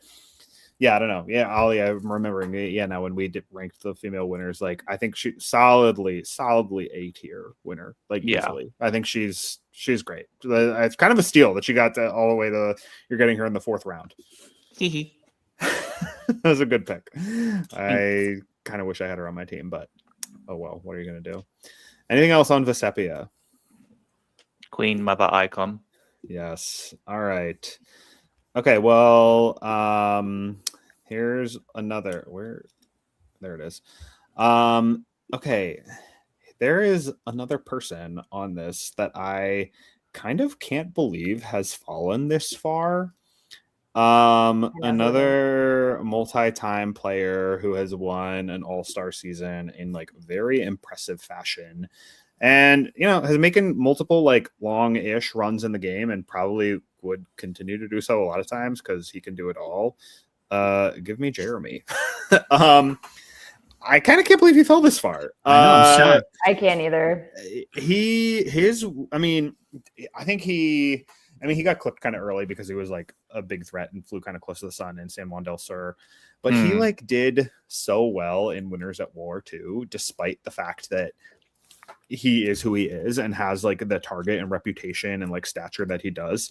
But in Cambodia, I think he played such a phenomenal game the whole way, like so well insulated the whole time. You know, and you know, people talk about his like meat shield strategy, but like, and granted, yeah, I mean, some of them were meat shields or whatever, but like people tried to take a coup against Savage that worked. They tried to take a coup against Steven twice that worked. And, you know, he was with Joe as long as he needed to be. And it wasn't until, the final 6 when Kelly and Kimmy and Keith were like, hey, actually, he's got to go. We need to take him out. But it was too late because he had an idol to protect himself. And he was capable. He only won the final challenge at the end. But a lot of them, he was like right there, like very capable of winning too. I mean, he can do it all, like phenomenal social player, like really solid strategic and physical player as well. He, his win in Cambodia, I think is easily one of the top 10 ever. And I think that he's someone who could do a lot really well a lot of times just because he's got that, like that it factor that sets him apart from like the rest of the field. I would be nervous and intimidated like to play with him, or it would be similar where, you know, if he approached me to like be in an alliance, I'd be like, oh my gosh, really? You want me? Like he's just got that, he's got that factor about him. So yeah, love Jeremy. And he's got the most emotional like family visit at Winners at War when his family runs out, like the kids and stuff. Like, it gets me every time. That whole challenge gets me, but like Jeremy and his family, his dedication to his wife and kids, like come on, that's beautiful. And especially the whole thing with like Val being secretly pregnant, like during Cambodia, and that being such a big part of the story, and then like them getting to come out during Winners at War, like I don't know, that was really special. Yeah. He's just a likable guy. I mean, all the things that you said, and just the fact that I think that being a likable social person, that is arguably like the most important thing in Survivor, because at the end of the day, the jury has to like feel good about giving you $1 million. And like, I think you can feel good giving Jeremy $1 million every time. For sure. Yeah. I think, he's the sort of person who like might be tough to like kind of get to the end again, because everyone's like, oh, who's going to want to go to the final 2 or final 3 with him, because he's like, you're not going to win. Cool. All right. So real quick before I move on to my next pick, just go a quick recap of where we're at after 4 rounds. So my team is Sandra, Natalie Anderson, Tony, and Jeremy. Oli has Todd, Kenzie, Yul, and Vesepia. Tori has Kim, Parvati, Michelle, and Kyle, and Steven has Chris, Tom, Savannah, and Dee. Oh man. So with my 5th pick, so what, we're 16 in, so still like 30-ish winners left. There's definitely some really good winners on here, but now I'm thinking like, okay, who do I want on my team and not on anybody else's team? Because there's a lot of very good winners here, but is this person like a top 17 winner of all time? Like, I don't know, but I do really want her on my team because I think she's really good, and that person is Marianne. Like, I don't know. I think she is a really solid winner. I think that her run to the end in 42 was not only great TV, it's like the highlight of the new era for me. Like 42 is my favorite new era season, and I don't see it being topped anytime soon. But I think it's like really impressive too, like what she's able to do with Omer. And I don't know, it's like it feels so rare for someone to be able to understand like, oh, I'm kind of on the bottom. I'm not being taken as seriously. I'm not being as respected, but like, this is what I got to do. This is my lane to the end. I need to know exactly what I'm doing and be able to explain that. And so for her, just getting to the final 3 was quite the feat, you know, and then with how she like had the idol, but still got Mike to play his idol for her because she had immunity, made it to the final 3 no matter what. But the thing that I love, I mean, similar, we talked about Todd earlier on, but I think Marianne has one of the 2 or 3 most impressive final tribal councils of all time, because it seems like Mike had the winning game going into it. Yes. But she mops the floor with him in final tribal, like completely 100%. Like it's embarrassing, like how she like completely cleans house at the final tribal council. And I don't know. I still watch some of those clips get circulated sometimes, like the one of her explaining like how she knew she was going to get final 3 no matter what, and how she like whips out the idol and be like, "This is the only secret anybody had in the whole game." She's good, and I think she could do it again. I think that people like respect her and take her seriously, and she's like fun and hilarious and charming, and people want to be around her. She knows the game really well, and she like has a strategic mind and can explain it all really well. I think she could win twice. I really do. Yeah, I can see that. Yeah, I can see that. Absolutely. And she's our first Canadian winner, right? Erica was. Erica? Second. Yeah, Okay. Erica was right before. Well, no, third. Todd was the first Canadian. Oh, that's true. right. Todd who had to Oh my give God, her wait, I announce his didn't even know citizenship. that. Yes. Yep. Did not know. Yeah, I Yes, like Marianne. I remember like starting season 42 and like texting in like a group of people, and like kind of like jokingly being like, "What if Marianne wins? Like, we hope Marianne wins, you know?" And like, no disrespect against her, but like she came out as kind of like a fun, goofy person, and seemed like a person that like would like, again, no disrespect, but like maybe wouldn't do so much like strategically. Would just kind of be there as a character and like a vibes person, but she proved us all wrong, and I'm happy that she won. I remember texting a friend of mine who both of us stand Marianne the whole way. We're watching this. Mark, I think he's watching this right now. But we like in the premiere when like Jackson got medevac from her tribe and she just starts like wailing right away. We're just like, who is this chick? Like, why is she, what is she? It's day 3. You just met this person. What's happening? We definitely thought she was gonna be like a fun vibes person who was just kind of this like off the walls character. Yeah. And she continued to be that. Oh, there he is. Yeah. So just but she continued to do that and also be like a really capable player who gained the respect of people as they went on. I don't know. I think her win has only aged better, and I think she could do it again. I always appreciate at the Final Four where she's like, I don't want to make fire. Everyone talks about wanting to make fire as this big move, and she's like, I want nothing to do with this. Like, that's brilliant. And I don't Why put her. myself in that position? Yeah. Here's Mark saying she started wailing before Jackson finished explaining he had to be her.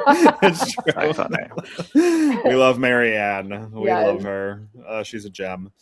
All right. So that was pick number 5 for me. Oli, how about you? Well, this is tough because there are 2 people I want, but I'm trying to think like who could maybe I get. Like I have this feeling that the 2 people I want, I'm only going to get one of them, so I'm kind of just deciding which one I'd want more. So I'm going to go with a new era winner, who I think played a really strong social and strategic game. And obviously, we all know me. I'm the most fashionable one on the podcast, so I have to pick one of the most fashionable Survivor winners ever, which is Jam Jam. I absolutely adore Jam Jam. So I have to have him on my team. It would be a crime if I didn't have him on my team. He's probably the funniest winner, like besides maybe Sandra. So I think. funny. Like, the way he says things just cracks me up. He's so great. We did a Spark or Snuff with him where we like rate all the outfits, and he was just so real with it, and I just loved him for it. But on his game, I think he was so underestimated, and then kind of people were like, "Oh no, he is like a threat," and I absolutely adore that about him. Just he is a smiling assassin. So I'm happy with Jam Jam. Yeah. I love when he's up against Josh and he just like they're like they're talking to each other in the jungle and they both know that they're lying to each other. Yes. But Jam Jam's like, I'm gonna get him, and he does. Like, no, he says to his face, like, those are the beads. That's not an idol. Those are the beads from the beads like fall out of his pocket. Like the whole thing just like falls apart. Amazing. No, I mean we talked about like a lot of people's social game during this whole thing, but I definitely think that Jam Jam's social game maybe doesn't get talked about enough. Like the votes many times looks like they were going to come his way, but every single time, like he used his charm and his finesse to like shift it away from him. And yes, he won at least one immunity. Did he win more than one? I can't remember. He won just the one. Just the one. Yeah. So, I mean, yeah, like he did his thing when he needed to or whatever. But other than that, like he used his social and strategic abilities to make sure that, you know, the votes were going anywhere but his way. Yeah. He's good. He like a really solid new era winner who I think his win encapsulates a lot of like what good new era gameplay looks like. It's like and he has like this good talent where like I know at the final tribal he makes the jury laugh with him a few times. Like that's when you know you have a good social game. Like Sandra does that a few times in Pearl Islands. Like you want the jury, like Tori, you said before, like you want the jury to feel good about who they're voting for, and Jam does that like perfectly. Yeah, he totally does. Yeah. Solid winner. Love. Cool. All right. So we have looking at our board, Tori is coming up with pick number 5. Okay. So I was actually thinking about picking this person last round, but I was pretty sure that she would be available, and she is. This is, in my opinion, like a really underrated winner and somebody that I really liked in her winning season. She survived every single tribal council, and it is none other than my girl, Denise. I love her.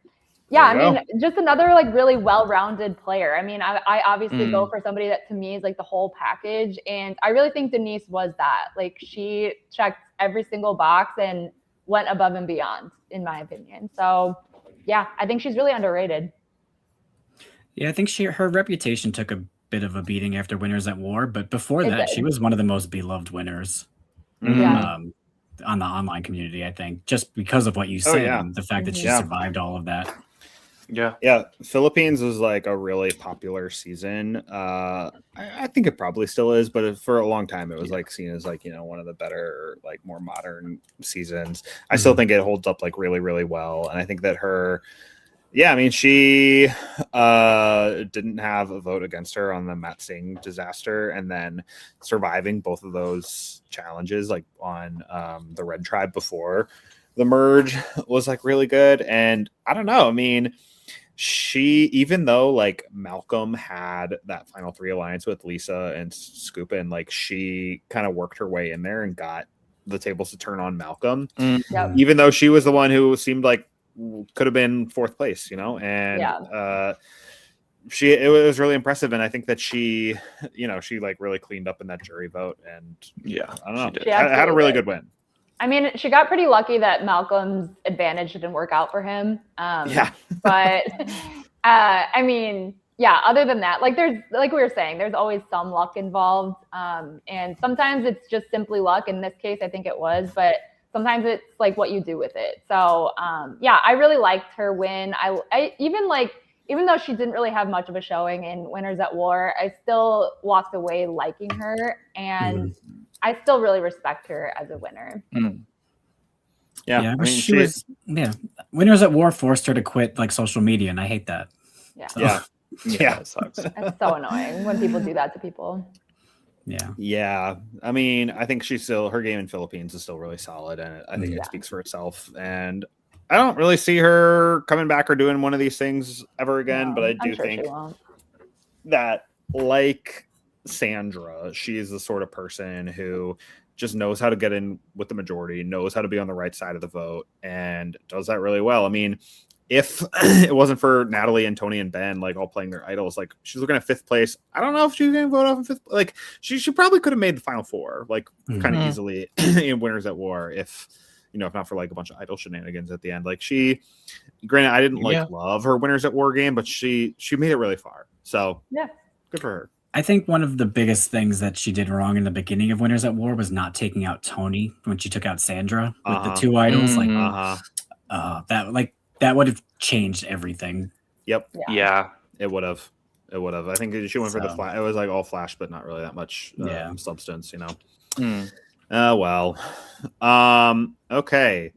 So Steven, you have 2 picks. But who is your first one with pick number 5? All right, so I'm going to pick during this next 2 rounds a man and a woman, and they both played on an all-star season together. Oh, here we go. So I don't know. I want to go with Tyson first. I'm surprised he went this far.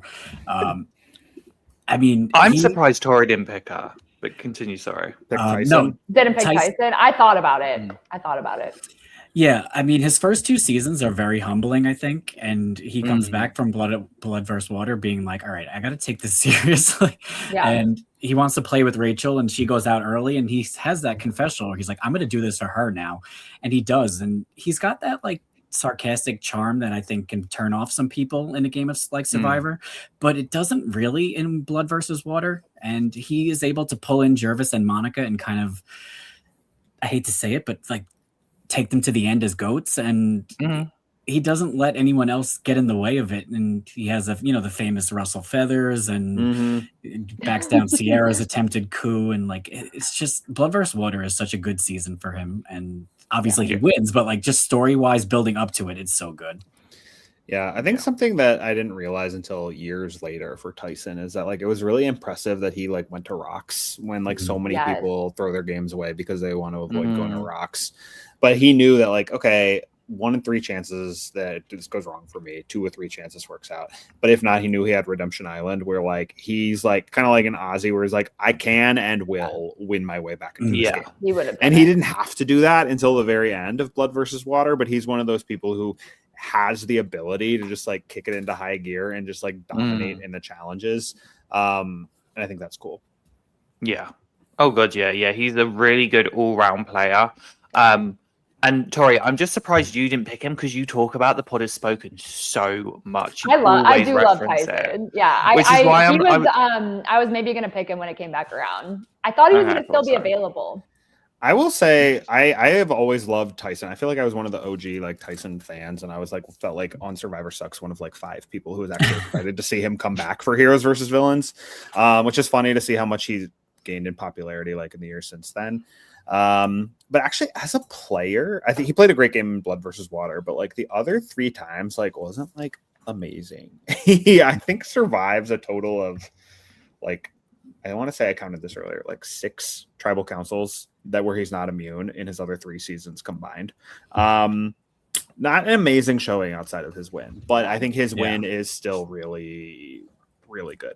Yeah, I mean, he's the only winner out here that we could say like voted himself out. And like that's wild. So. I still hate that. That was funny.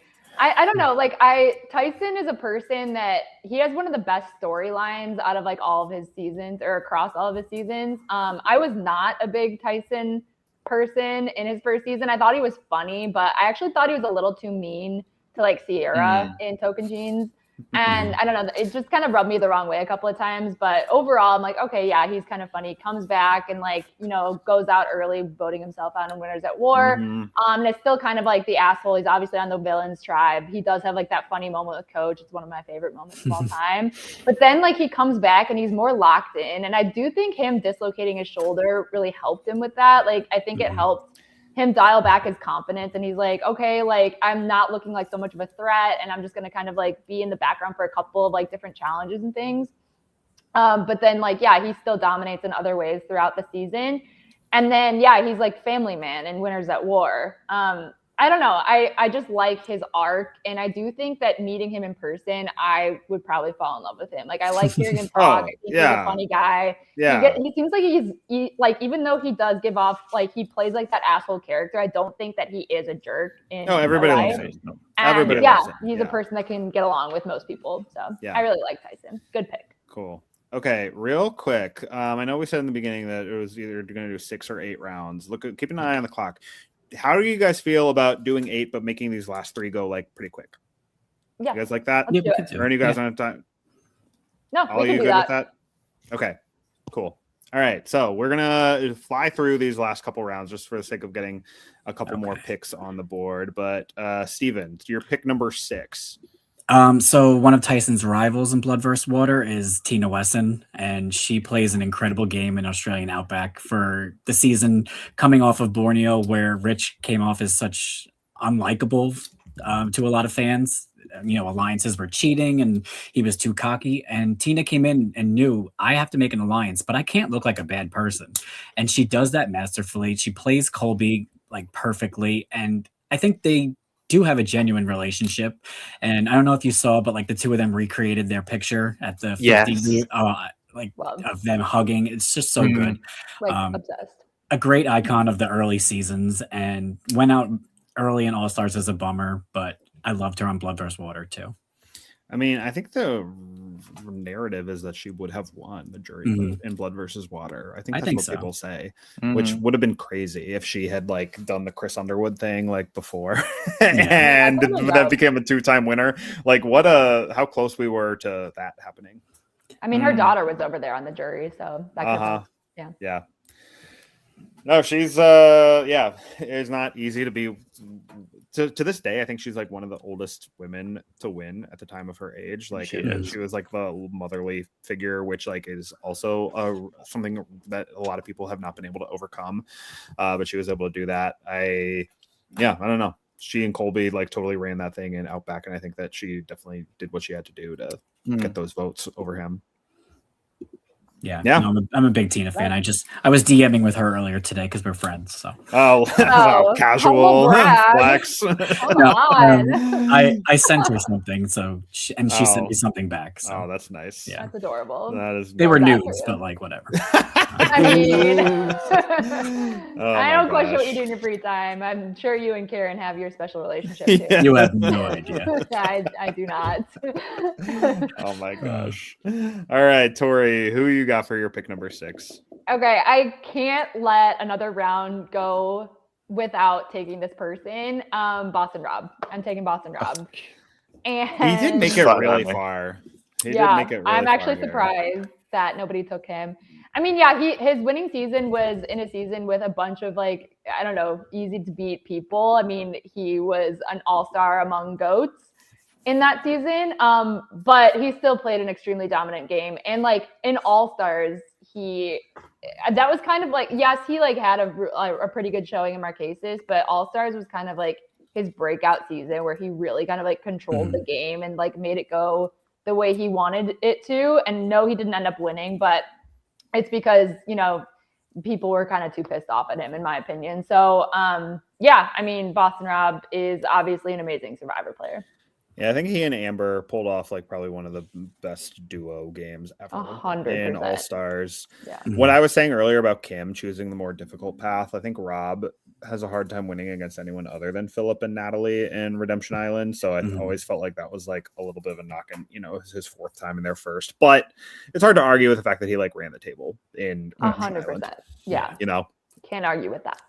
And he was in a good spot, Heroes vs. Villains, until, I mean, if people had seen Russell play, it's a totally different game. Yeah, or if Tyson just like, sticks to the plan. He was part of a vote split in Token Chains. I don't know why he couldn't do it in Heroes vs. Villains, but anyway. Yeah, no, I can't sort of surprised, but sort of not surprised that he fell all the way down to round number 6. But yeah, we knew he was going to get taken. Welcome, Boston Rob. Yes. All right. Oli, your pick number 6. I'm just happy that how earlier I said I was going between 2 people. I've still got that other person, so I'm happy. We can just go one season later. I'm going with Sophie. Give me Sophie Clark. Okay, I thought you were going to pick her earlier. I honestly, Sophie, I feel like again. I mean, we see this strategy with me. I always go for I'm underrated. People are like, really, and I'm like, yes, Sophie Clark, an absolute queen. Physically strong, like strategically such a dominant. She won 3 immunities, including the final one to beat Ozzy. Yeah, exactly. Yeah, she's good. So underrated, honestly. Yeah. And she's like the only Upolu who doesn't buy into the cult, but doesn't make it known. And to not make it known is pretty hard to do, I would think, in a group of 6. And that season is like so like macho, like male heavy. Like in the edit, I think there's 6 men that get as many or more confessionals as she does. Yeah. And so like all of that going on, and for her to go to the end, with Coach and like Rick and Albert, like all these people, and she's like 21 or 22 when she does this, and just like is unfazed by all of their like bravado and nonsense, and she is just like confident in it. I think, I don't know. I remember her when she got voted off at Winners at War. She was like, "Oh, I always felt like I was a lower tier winner." I'm like, "Girl, who told you that? Like, you crushed it. Like, you did so well." I think the edit did her really dirty in South Pacific, but I think she played a really, really solid game. Yeah, and she crushed it. Love her. Yeah. Oh man, yeah, I really enjoy her too. I'm glad that she like got the reputation turnaround. And she was big enough of a threat that Tony was afraid of her. That was like the move of the season was Tony taking her out like that. Yeah, she's great. Great. Oh man, I gotta pick two of these people. Choose wisely. I know. Don't take one of my people. I know. Oh man, a lot of the other ones leading up to this point were really easy. I am going to just going so slow.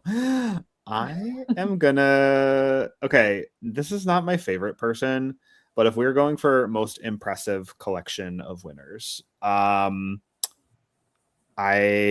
think this is a great add to your team, especially falling all the way to the end of round number 6.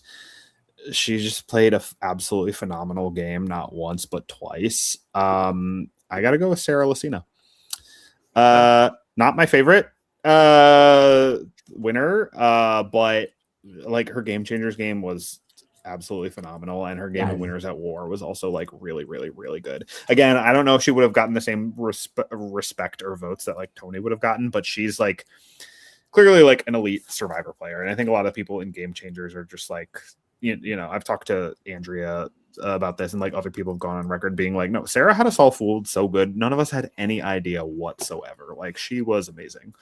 I think at one point she has Brad Culpepper's like wedding ring because she uses it as blackmail. Like, that's terrifying. I didn't know that. That's insane. Yeah, they at that final 6 reward, they all like exchanged valuables, and she like got Brad's wedding ring as like collateral. Wow. I don't know if Monica was happy when she heard about that. No. Probably not. I do love Monica too, but no, I mean, I think Sarah's game was extremely impressive. Like, people that won't admit that that's the case are either lying or I don't even know what they're thinking, but her Game Changers win is incredible. I think it's really, really good. Truly incredible. And I think, like, we have to give credit where credit's due. I mean, just like the move she pulled to get Sierra's advantage and just like all of her craftiness. Really a great post-merge showing, especially. She got a good physical game too, even though she didn't really win any challenges. But then she won the challenge, you know, so clearly like she's like a beast physically, you know. Okay. So real quick update after round number 6, my team: Sandra, Natalie, Tony, Jeremy, Marianne, and Sarah. Oli is at Todd, Kenzie, Yule, Vesepia, Jam Jam, and Sophie. Tori is at Kim, Parvati, Michelle, Kyle, Denise, Rob. Steven has Chris, Tom, Savannah, D, Tyson, and Tina.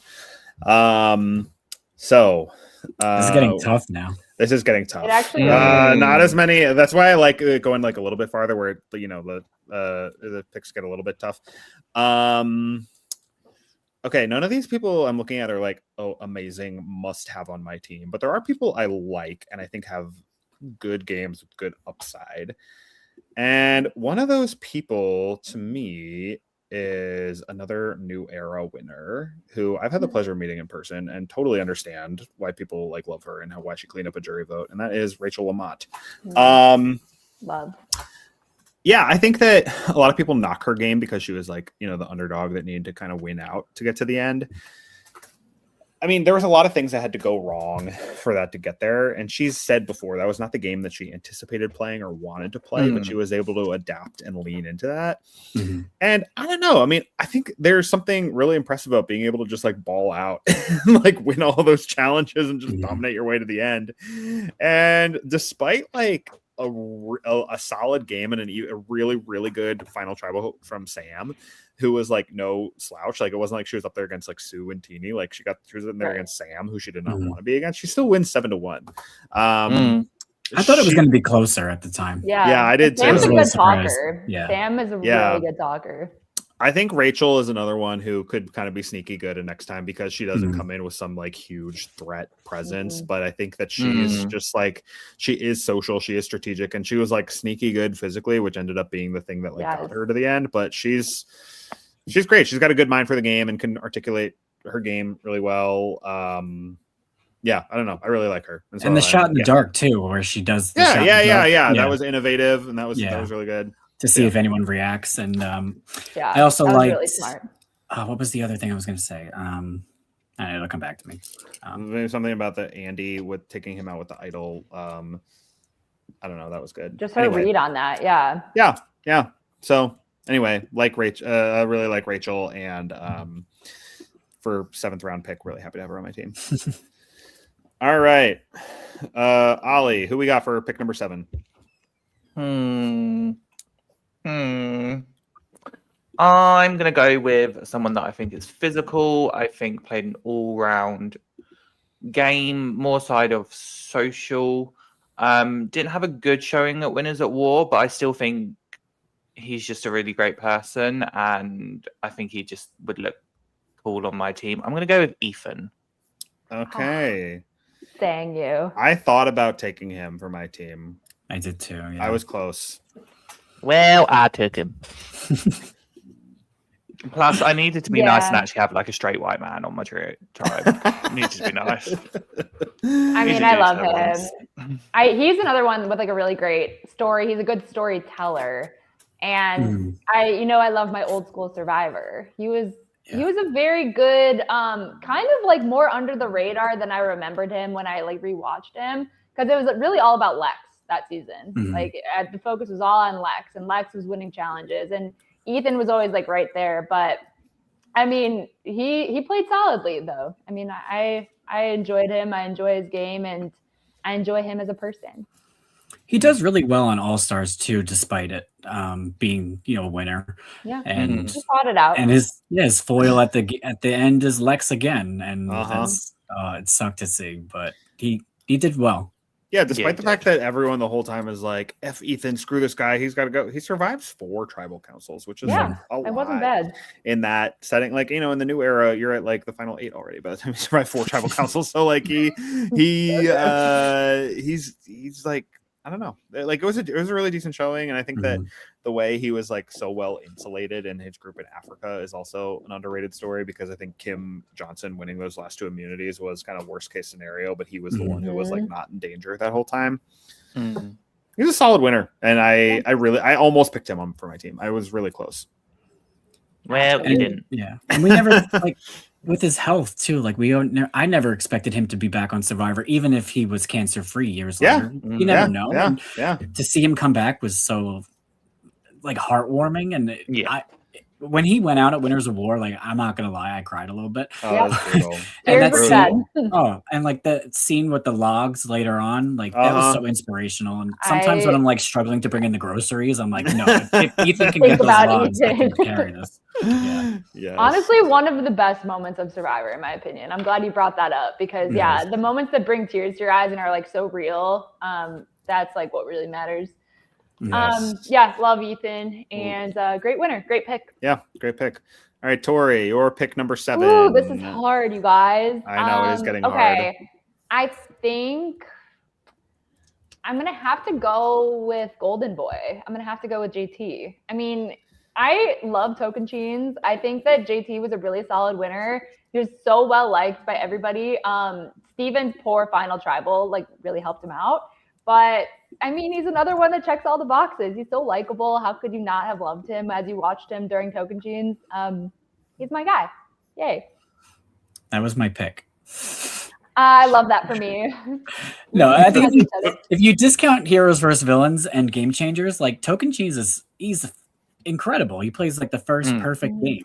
Yeah, the first perfect game. And he has Brendan, who's like, I'll throw away my whole game for JT. I don't care. Like, that's wild. Brendan, who did not need the money at all, but yes. You can see Coach is enamored with JT. Yeah, no, I have always been a little bit of a Tocantins detractor, and JT a little more than detractor, but I do think that it is hard to argue with like the way he had so many people like eating out of the palm of his hand. It's hard to argue with that. And you got to give him credit for trying in Heroes versus Villains, like his whole letter. I mean, hey, like he was thinking, and like from what he was seeing, his interpretation of all that made sense. Was it smart to have written Russell a letter? No, but he didn't really know who Russell was. That's like my biggest gripe though with Heroes versus Villains. Like if they had just seen Samoa, like It would have been so fair. Like, it pisses me off to this day. It's so much of that pisses me off. But yes. Yeah, I'm kind of surprised he fell this far, but I guess the Heroes versus Villains and Game Changers appearances kind of bring him down. But yeah, no, people were calling him like one of the best ever after Token Chains, which it was a good game. I would have wanted to see him on Winners at War too, because that would have been funny. And could have been redeeming, or it could have been totally embarrassing. Either way is entertaining, so I don't mind. Yeah. Oh man. All right. So Steven, you are down to your final 2 picks. Bring up the board, please. Oh yeah, sorry. There you go. All right. All right. So my next pick was also a winner of an All-Star season, very charismatic to some and very hated by others. Plays a perfect game, great physical game in this season, which is surprising because he's a bit of a nerd, but give me Cochran. All right. His hold on Karamoan, like the Temu version of Micronesia, is just so good. And he's never in danger really in most of Karamoan. No, he's not. Yeah. And his cameo on Game Changers, though ridiculous, is the only time that the word Karamoan. Well, it's the only time Karamoan is ever shown on screen, and CBS spells it wrong. So I forgot about that. That sums it up. Funny. Yeah, that his South Pacific game is atrocious, but he learns a lot from it. So he has a good growth storyline there. Yeah, I've never been a huge Cochran guy. And his win is very impressive on paper. I don't know, something about it. I don't know. It didn't really, never really clicked for me for some reasons. But I do. But yeah, it is on paper. It is very impressive what he was able to do in Karamoan. Yeah. I think it's partially for me who he's up against. We talked earlier about there's something to be said for people like D that go up against the Austin of the season or something like that. I mean, obviously, if you want $1 million, go up against who you think you can beat. And in his case, he didn't really have a whole lot of other options. But to be against Sherry and Dawn, it's not hard to beat them in that season. Are you saying that Eddie Fox was gonna win? Am I saying that Eddie Fox was gonna win? While it's entertaining, I think he was entertaining group. Yeah. I don't know that he would have won, but I think he could have gotten a couple of votes. He would have gotten Reynolds' vote, maybe. I don't know. I think Malcolm is a little smarter than him. Maybe Andrea voted. Yeah, I don't know. Yeah. He could have gotten a couple votes. A world where Eddie Fox could have been out Winners at War is kind of a fun. It's kind of insane. It's insane to think about. Very funny group of people. I mean, Reynolds, Eddie, Malcolm all together. That was kind of entertaining. Yeah. All right, so final round.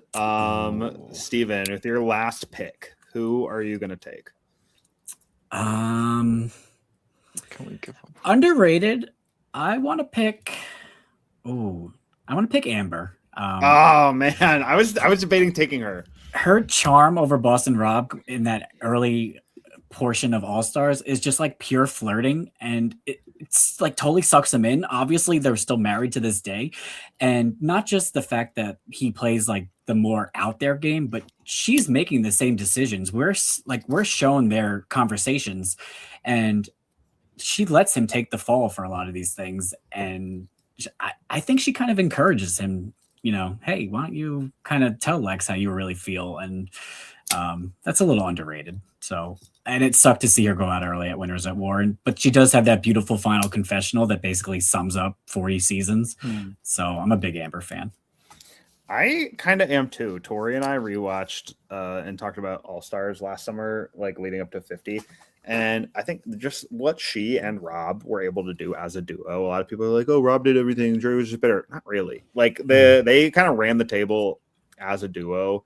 And I think that the way that she was able to get Kathy onto her side to vote off Jerry over her, imagine Survivor history, or I'm sure she and Rob still get married, but it's so much less storybook, with him proposing at the finale and all that. If she goes pre-jury, there's so much Survivor history, but she got herself out of that.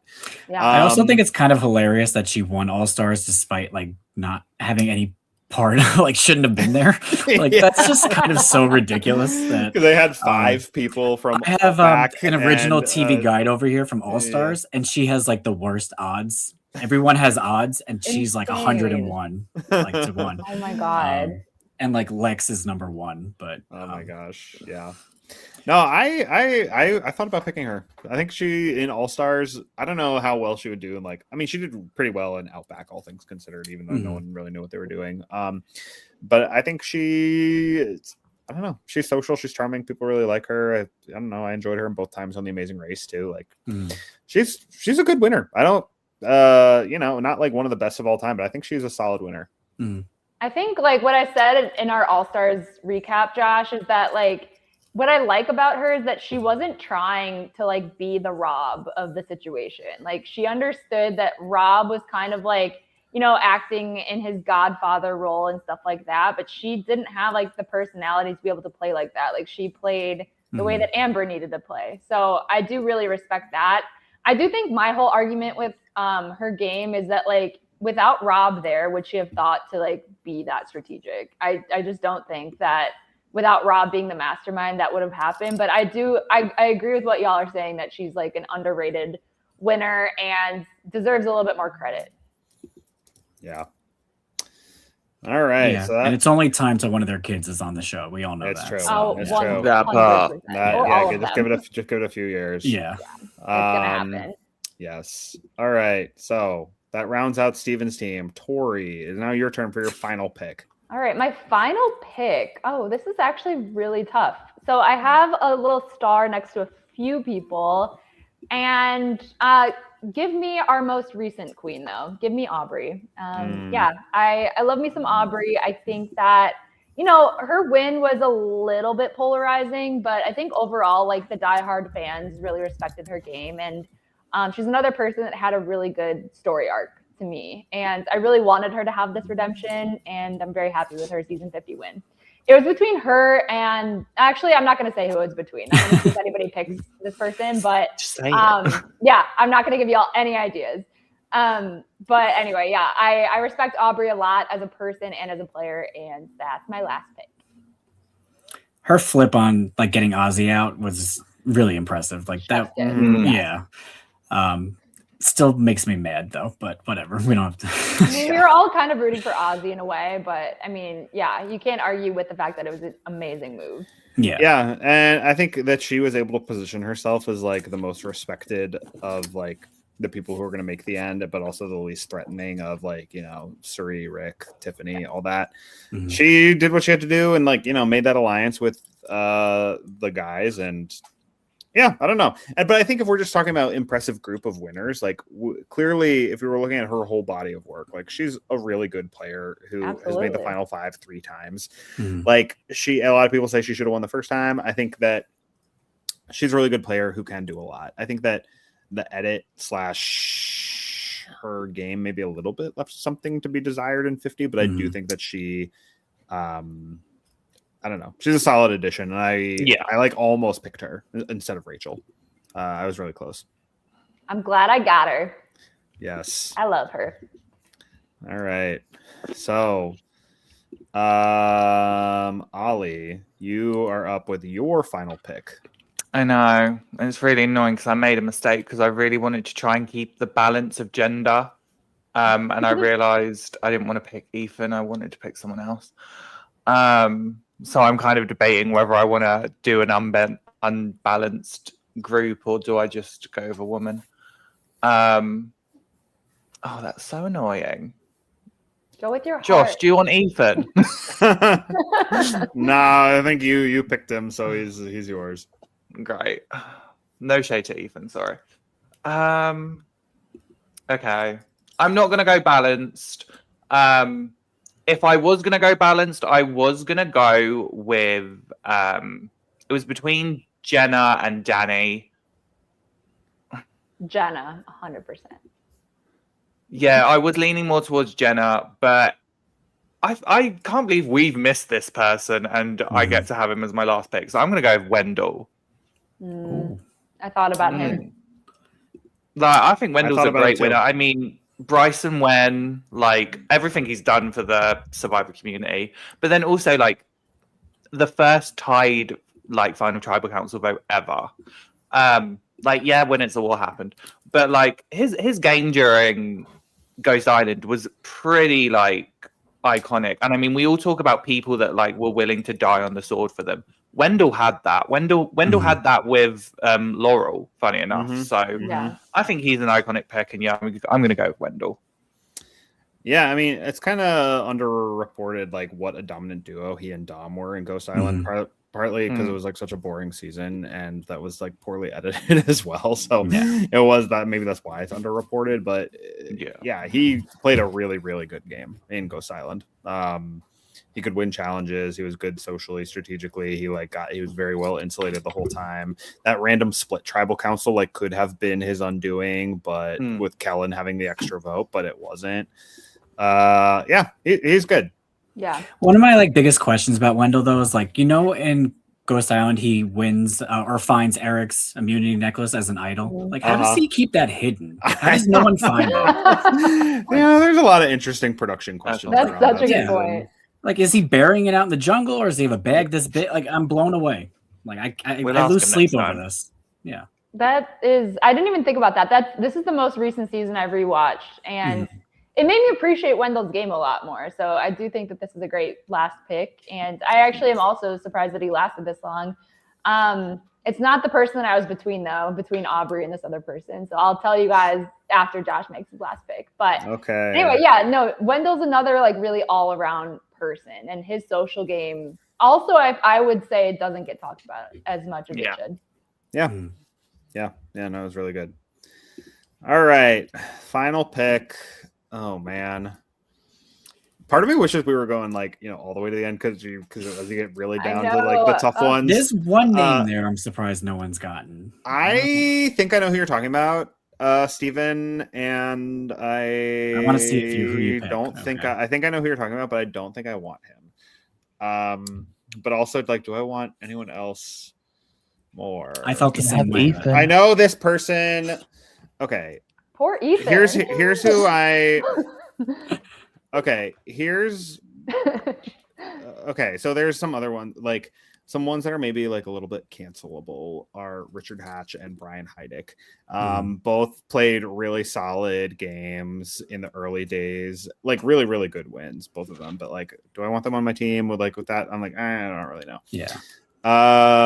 Kind of the opposite. Someone who everybody loves, but I think his game is like pretty overrated is Earl. I think that's who I was thinking. Yeah, that's who I thought you were. Yeah, that's what I don't like actually. If I were like pandering to the fans, maybe I would pick him on my team. But I think he's going to win. Josh, you're going to be canceled by tomorrow morning. I know. Literally, you gotta be careful, overrated. Man. I think that Dreams and Cassandra did a whole lot of the heavy lifting that he kind of got credit for. But oh man. I think this is another one. Okay, not the most respected winner, but I think played a really solid game, and I think kind of set a blueprint. Not like I don't think this person gets credit for it, but I think this person like set the blueprint for what successful new era gameplay can look like. And I think she did really well, and I think she could do it again. Yeah, give me Erica. She, again, not the most respected because people hate on 41 more than other new era seasons for some reason. And I think the Hourglass thing, ruined did a lot. 100%. But like, I don't know. Who knows? Like, it's like, should maybe have the Hourglass thing not happen. Everyone's like, oh, she was going to go. But like, I don't know. We don't know that. And then also maybe she could have won immunity. Like, she was capable. She won 2 challenges. She was like good at the challenges. She is, I think, part of her thing of like being like someone who is respected. I think you got to remember, like when they took Shan out, which was kind of the big move of the season, the person who Shan pegged as the threat and it was like she needs to go right now is Erica. And that was when Erica, she kind of got credit for assembling that group of like Erica, Heather, Xander, and Ricard together that kind of like ran the end of the game. She was going to the final 3 no matter what, gave a really compelling performance. She won challenges, won the respect of people. People really liked her. She got done absolutely dirty in the edit, and as a result, I think she's kind of like done with Survivor, unfortunately. But I think that she played a solid game. She played a solid game that was what it took to win in the new era, and I think that there's a lot of people that kind of followed suit in their own ways. But I think, she was a solid winner in the grand scheme of things. I could be wrong, but I think she successfully voted out someone. Like her vote was successful at every tribal council. I feel like that's like she never cast an incorrect vote. I think that is true. I mean, I don't know if she was like on the right side of the split with Shan and like Danny, but yes, she was on the right side. I remember seeing vote. That. Yeah. Granted, she only attended like 8 tribal councils, but like that's not her fault, you know. Yeah. I mean, the edit really did her dirty. Based on interviews I've heard, like that she was in more control. I wish we got to see more. I hate to think that a winner like sees their season as this, like, you know. Right. Especially when they kicked off the new era too. Like, what are we doing? You know, like I agree. Yeah. I don't know. Should have been a warning sign. I know. But I think she was really solid. I think she could do it again. She won't, but I think I don't know. For round number 8, like looking at a lot of these other people, you know, there's other like good winners on this list, but for my final pick for my team, I'm happy that I have her. Good pick. Happy for you. Yes. So our teams are all set. So for me, team number 1 is we got Sandra, Natalie Anderson, Tony, Jeremy, Marianne, Sarah, Rachel, and Erica. Very woman heavy team for me. I'm just noticing. Yes, we love that. Then Oli has Todd, Kenzie, Yule, Vesepia, Jam, Sophie. Do you switch Wendell and Ethan in your order? Oh my god. Ethan and then Wendell. I don't think we don't see you. And then put some respect on Ethan's name. I know. Tori has Kim, Parvati, Michelle, Kyle, Denise, Rob, JT, and Aubrey. Steven's final team is Chris, Doherty, Tom, Savannah, D, Tyson, Tina, Cochran, or Amber. Yeah, and then so that's 32. So 16 winners didn't get chosen. You know, if we had time to do 4 more rounds, maybe, you know. This is like second chance all over again. Yeah, I know. Yeah. There's Are you gonna tell me like Gabler packed his bags thinking he was gonna get picked in this thing? Come on, give me a break. Oh man. Another one. Good guy, I'm sure, but yes, not the best survivor. If we're giving any honorable mentions, I do think Tommy Sheehan actually played a solid game. Rough season and not the most exciting winner. And he, I don't know, he got kind of lucky at certain points, but I do think he played a really solid game. I love Natalie White too, yeah. I love Natalie White, and I think, you know, she deserves respect on her name, but, you know, I think it would have been harder to justify her being up this high. I love Jenna. I said Fabio. Oh, you cut me off every time. I'm sorry. Jenna. No, I want to give props to Fabio. Come on. Why give your props to Fabio? Go for it. 4 immunity wins, come from behind, win victory, had no idea what he was doing the whole time. Like, that's iconic reality TV. And he blew all of his money on marijuana. So, like, good for you.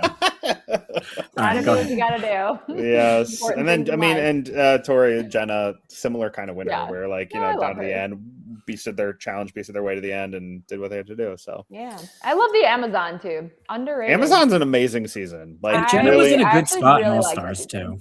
Yeah. I think if she doesn't quit, if everything is okay at home, like she would have went pretty far. Kathy and Cheyenne pulled her in. She was in good with Lex and Colby, and I think Richard liked her too. Like, yeah, she was in. And she didn't have a good edit in Amazon, but people like her. So if the reality TV landscape were today what it was 20 years ago, like Jenna would have gone on like a million shows. Oh yeah, 100%. Yeah. Cool. Well, this was really fun. I had a blast. It's been 2 hours, so thank you for those of you who have hung with us this whole time. I'm sure, you know, some of us keep going, but here we are. So yes, we will post these on social media. So check out, make sure you follow us on Instagram at Survivor Now Podcast, where we will be posting some of these where you can vote on who had the best team. And I want to, I don't know about that. But yeah, it should be fun. We also, just to plug a couple other things we have coming up, we will be doing 2 more of these drafts this summer. So stay tuned for that. One will be in July, one will be in August. And then, yeah, Tori, do you want to, we mentioned this already, but do you want to speak again on the Vanuatu and underrated seasons? I would love nothing more. So we do have some underrated season rewatches coming up, and it's going to be really fun. Rewatch them with us if y'all want, or just tune in to our podcast all about them. We're going to have 2 per rewatch season, and the seasons that we're rewatching are Vanuatu, Nicaragua, and San Juan del Sur, which I'm looking forward to so much. And so, yeah, tune in. Yes. And then, Oli, anything else for the podcast that you're looking to plug? Yes, we also for the month of June have Pride in the Tribe, where I get to talk to some of the most iconic queer castaways and talk about their experience, their favorite queer moments, and just have a gay old time. Love that. Yes, definitely check out the Pride in the Tribe series. Steven, thank you so much for joining us. I'm so excited. This is fun. It is super fun. Always great to have you here in these settings. Is there anything that you want to plug for us? If you want to just follow me on Twitter, Instagram, Facebook, at SurvivorQuotesX. I post a lot of fun Survivor moments, and I try to keep things positive. I got a little salty over 50, I will admit. But who among us didn't? Yeah, so I have to tone that down a little bit, but generally positive and like to enjoy the show. I mean, it's been on for 50 seasons, 26 years. It's my longest relationship. I want to enjoy it, so I would like to make it a positive experience. Yeah. And if you like any Survivor quotes that are on pens, I have an Etsy shop too, so I'll plug that. Yes. Steven, I seriously is like one of the like 2 or 3 like best like Survivor accounts to follow. I'm serious. I've been for a long time. So yeah, if you're not like, oh yeah, no, there's too many accounts. Like if you're gonna follow like just like 1 or 2, like make sure you follow Survivor Quotes. Like it's really good, especially if you like the old school stuff. Stop! You're embarrassing me in front of my friends. Well, thank you. I mean, sorry, Karen's right behind you. How could? Sorry, I should be aware. That's even she autographed that for me, and I was like shaking when I opened it. My wife was like, "You're such a loser," and I'm like, "You have no idea." Oh man, we're still married, so it's something. That's working. Good for you. Happy for you guys. You and your wife and for you and Karen. So yeah. All right. I keep my other girl Kathy behind me. So yes, I love that. All right. Well, thank you all so much for watching, for hanging with us. This was a blast, and we will be back. Just stay tuned this summer for more fun, broader like scope of Survivor content. There's a lot that we're going to be doing, and it's going to be a really fun time. So make sure you follow along with us at Survivor Now Podcast or at Survivor Now Pod for all of it. Thank you for joining us tonight, and we will see you next time.